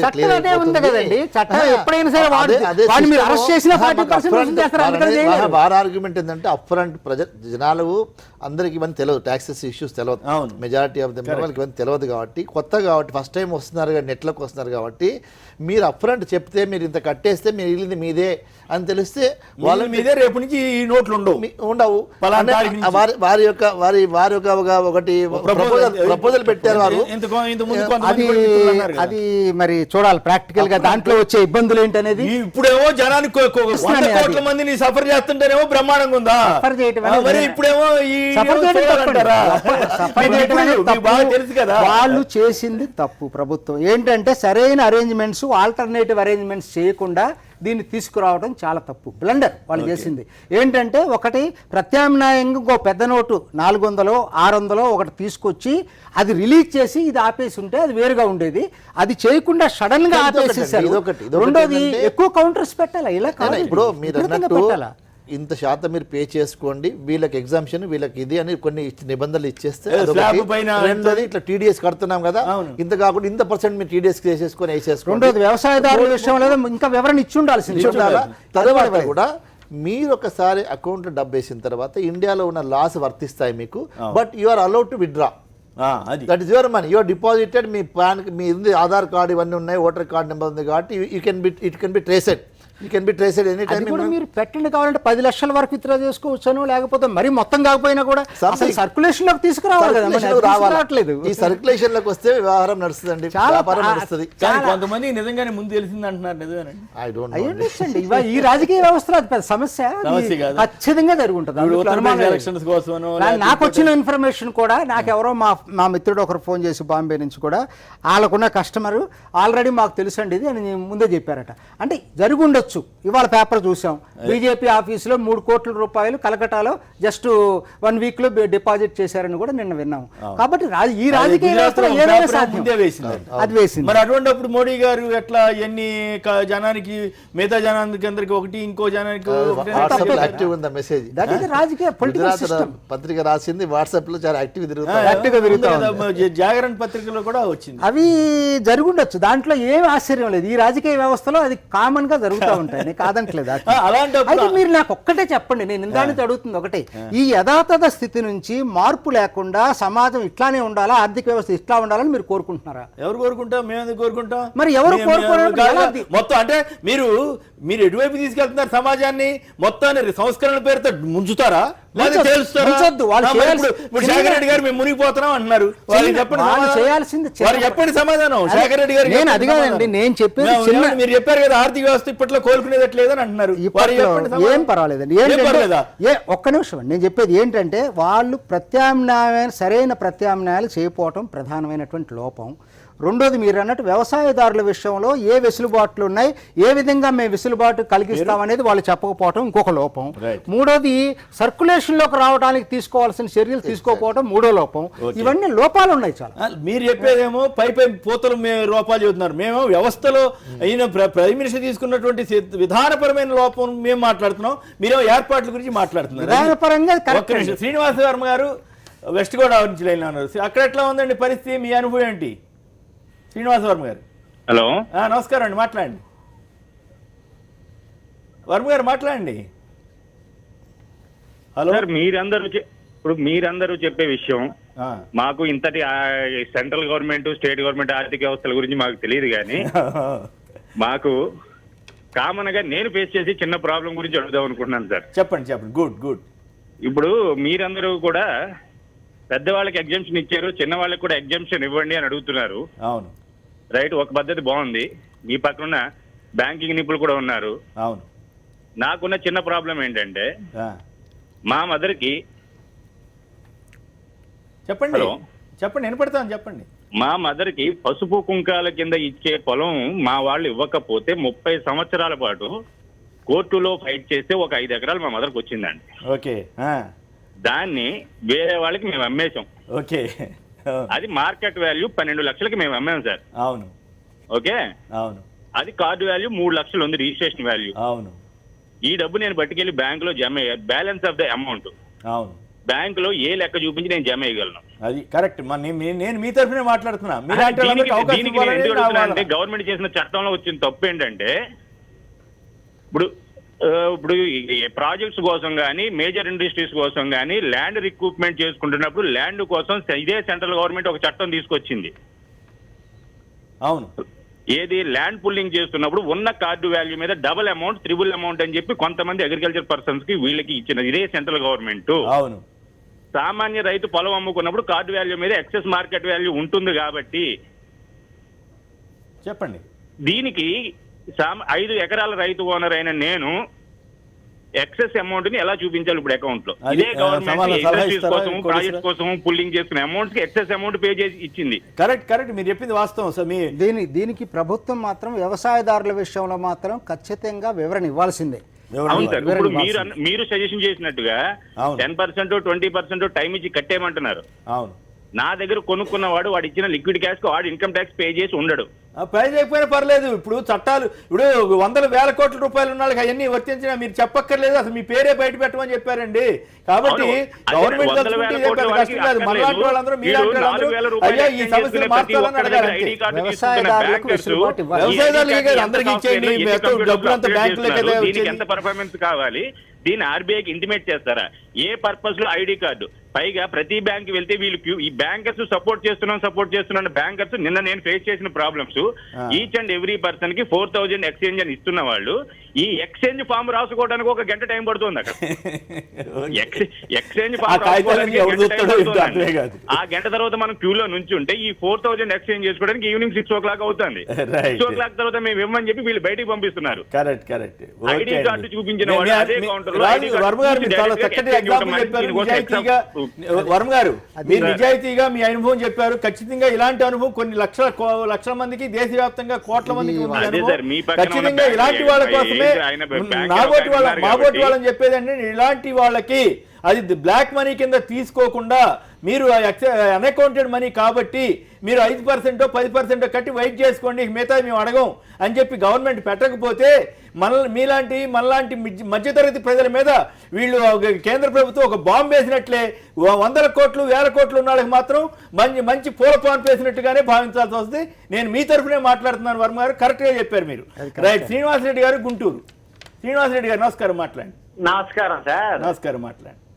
అంటే మరి మాలాంటి వాళ్ళు కొద్దిగా అమౌంట్ ఉంటే తీసుకోవడానికి ఇబ్బంది పడుతున్నాం. మరి ఇక్కడ బ్యాంక్ మేనేజర్లే 1,20,000 ఇస్తే మార్చుకుంటాం అంటున్నారు కదండి. మరి వాళ్ళకి ఎట్లా చూపించుకుంటారండి బ్యాంకులలో?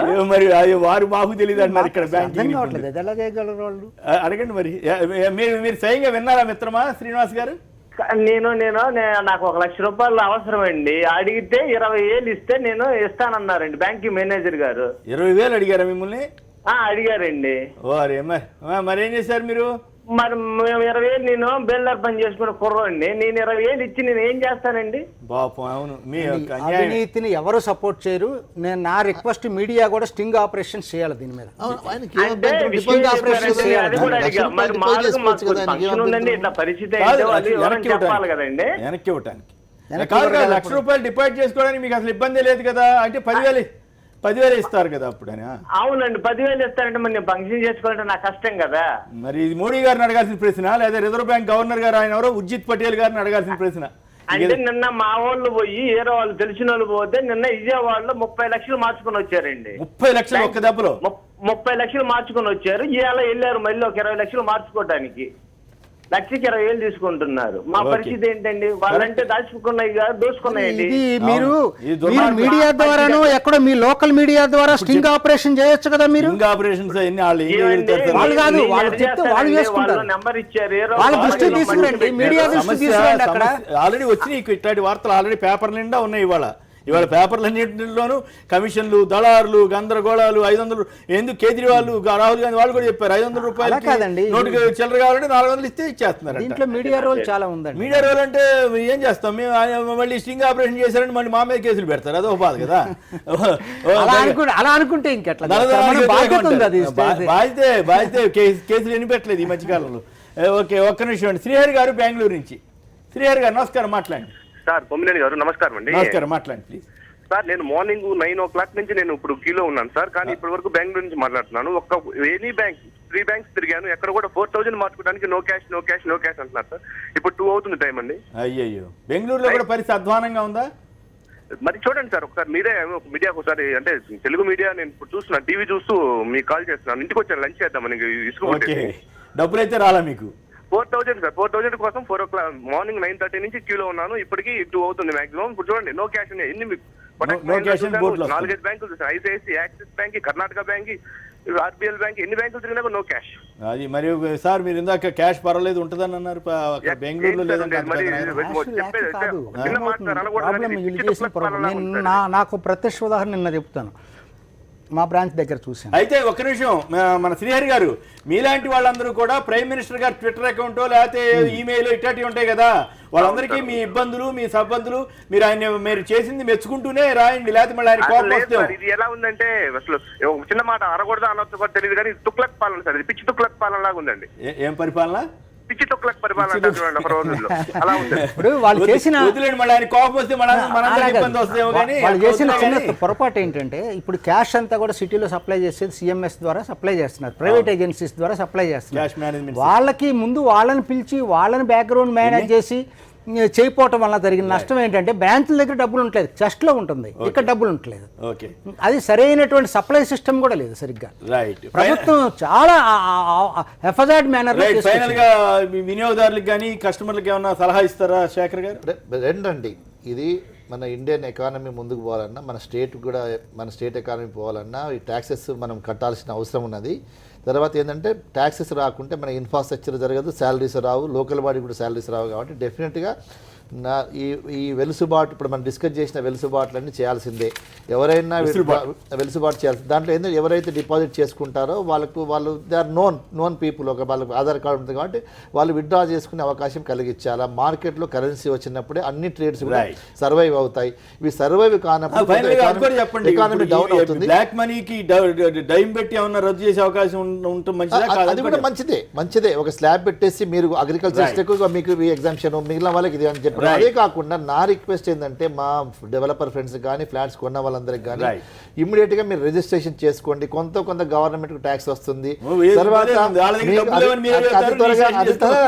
వస్తుందండి, 24th లోపల మోడీ గారు వెసులుబాటు ఇస్తారు. మీ ఇబ్బందులు మీరు ఎందుకైనా మంత్రి అని ఒప్పుడు వదులుతున్నట్టున్నారు మీరు. రైట్, ఏదేమైనా వేల కోట్ల ఉన్న వాళ్ళకి రాయితీలు ఇచ్చినట్లుగానే, లేదా ట్యాక్స్ కన్సెషన్ ఇచ్చి వాళ్ళకి ఇబ్బంది లేకుండా చేసినట్లుగానే, ఇప్పుడు బ్లాక్ మనీయో పాడో కష్టపడి సంపాదించినటువంటి వాళ్ళకి కూడా ఒక అవకాశం ఇచ్చేందుకు దీనికి ప్రధాని మోడీ గారు జపాన్ తిరిగి రాగానే ఆ వెసులుబాటుని కల్పించి ఈ మొత్తం డబ్బు అంతా కూడా బ్యాంకులోకి వచ్చేటట్టు చేసుకోగలిగితే అది ఆయనకి మంచిది, మంచి పేరు వస్తుంది. ముఖ్యంగా మధ్యతరగతి వర్గాల మీద దాడి చేసినట్లనే ఫీలింగ్ లేకుండా ఆయన ఆ ప్రజలకు మేలు చేసే విధంగా కొన్ని మార్పులు తీసుకురాగలిగితే ఆయనకి అప్పుడు ఈ కష్టాలు నష్టాలన్నీ జనం కూడా మర్చిపోయే అవకాశం ఉంటుంది. అయినప్పుడు కూడా ఇన్ని కోట్ల మంది ప్రజల్ని ఇబ్బంది పెట్టే రీతిలో జరగడం వల్ల అది ఆయనకి ఇబ్బంది, ఆ పార్టీకి ఇబ్బంది అనే సంగతి మాత్రం చెప్పక తప్పదు. ఇది నేటి ప్రత్యేక చర్చా కార్యక్రమం. రాంకోటేశ్వరరావు, శేఖర్ రెడ్డి గారు పలువురు మాట్లాడారు. అందరికి కూడా ధన్యవాదాలు, నమస్కారం.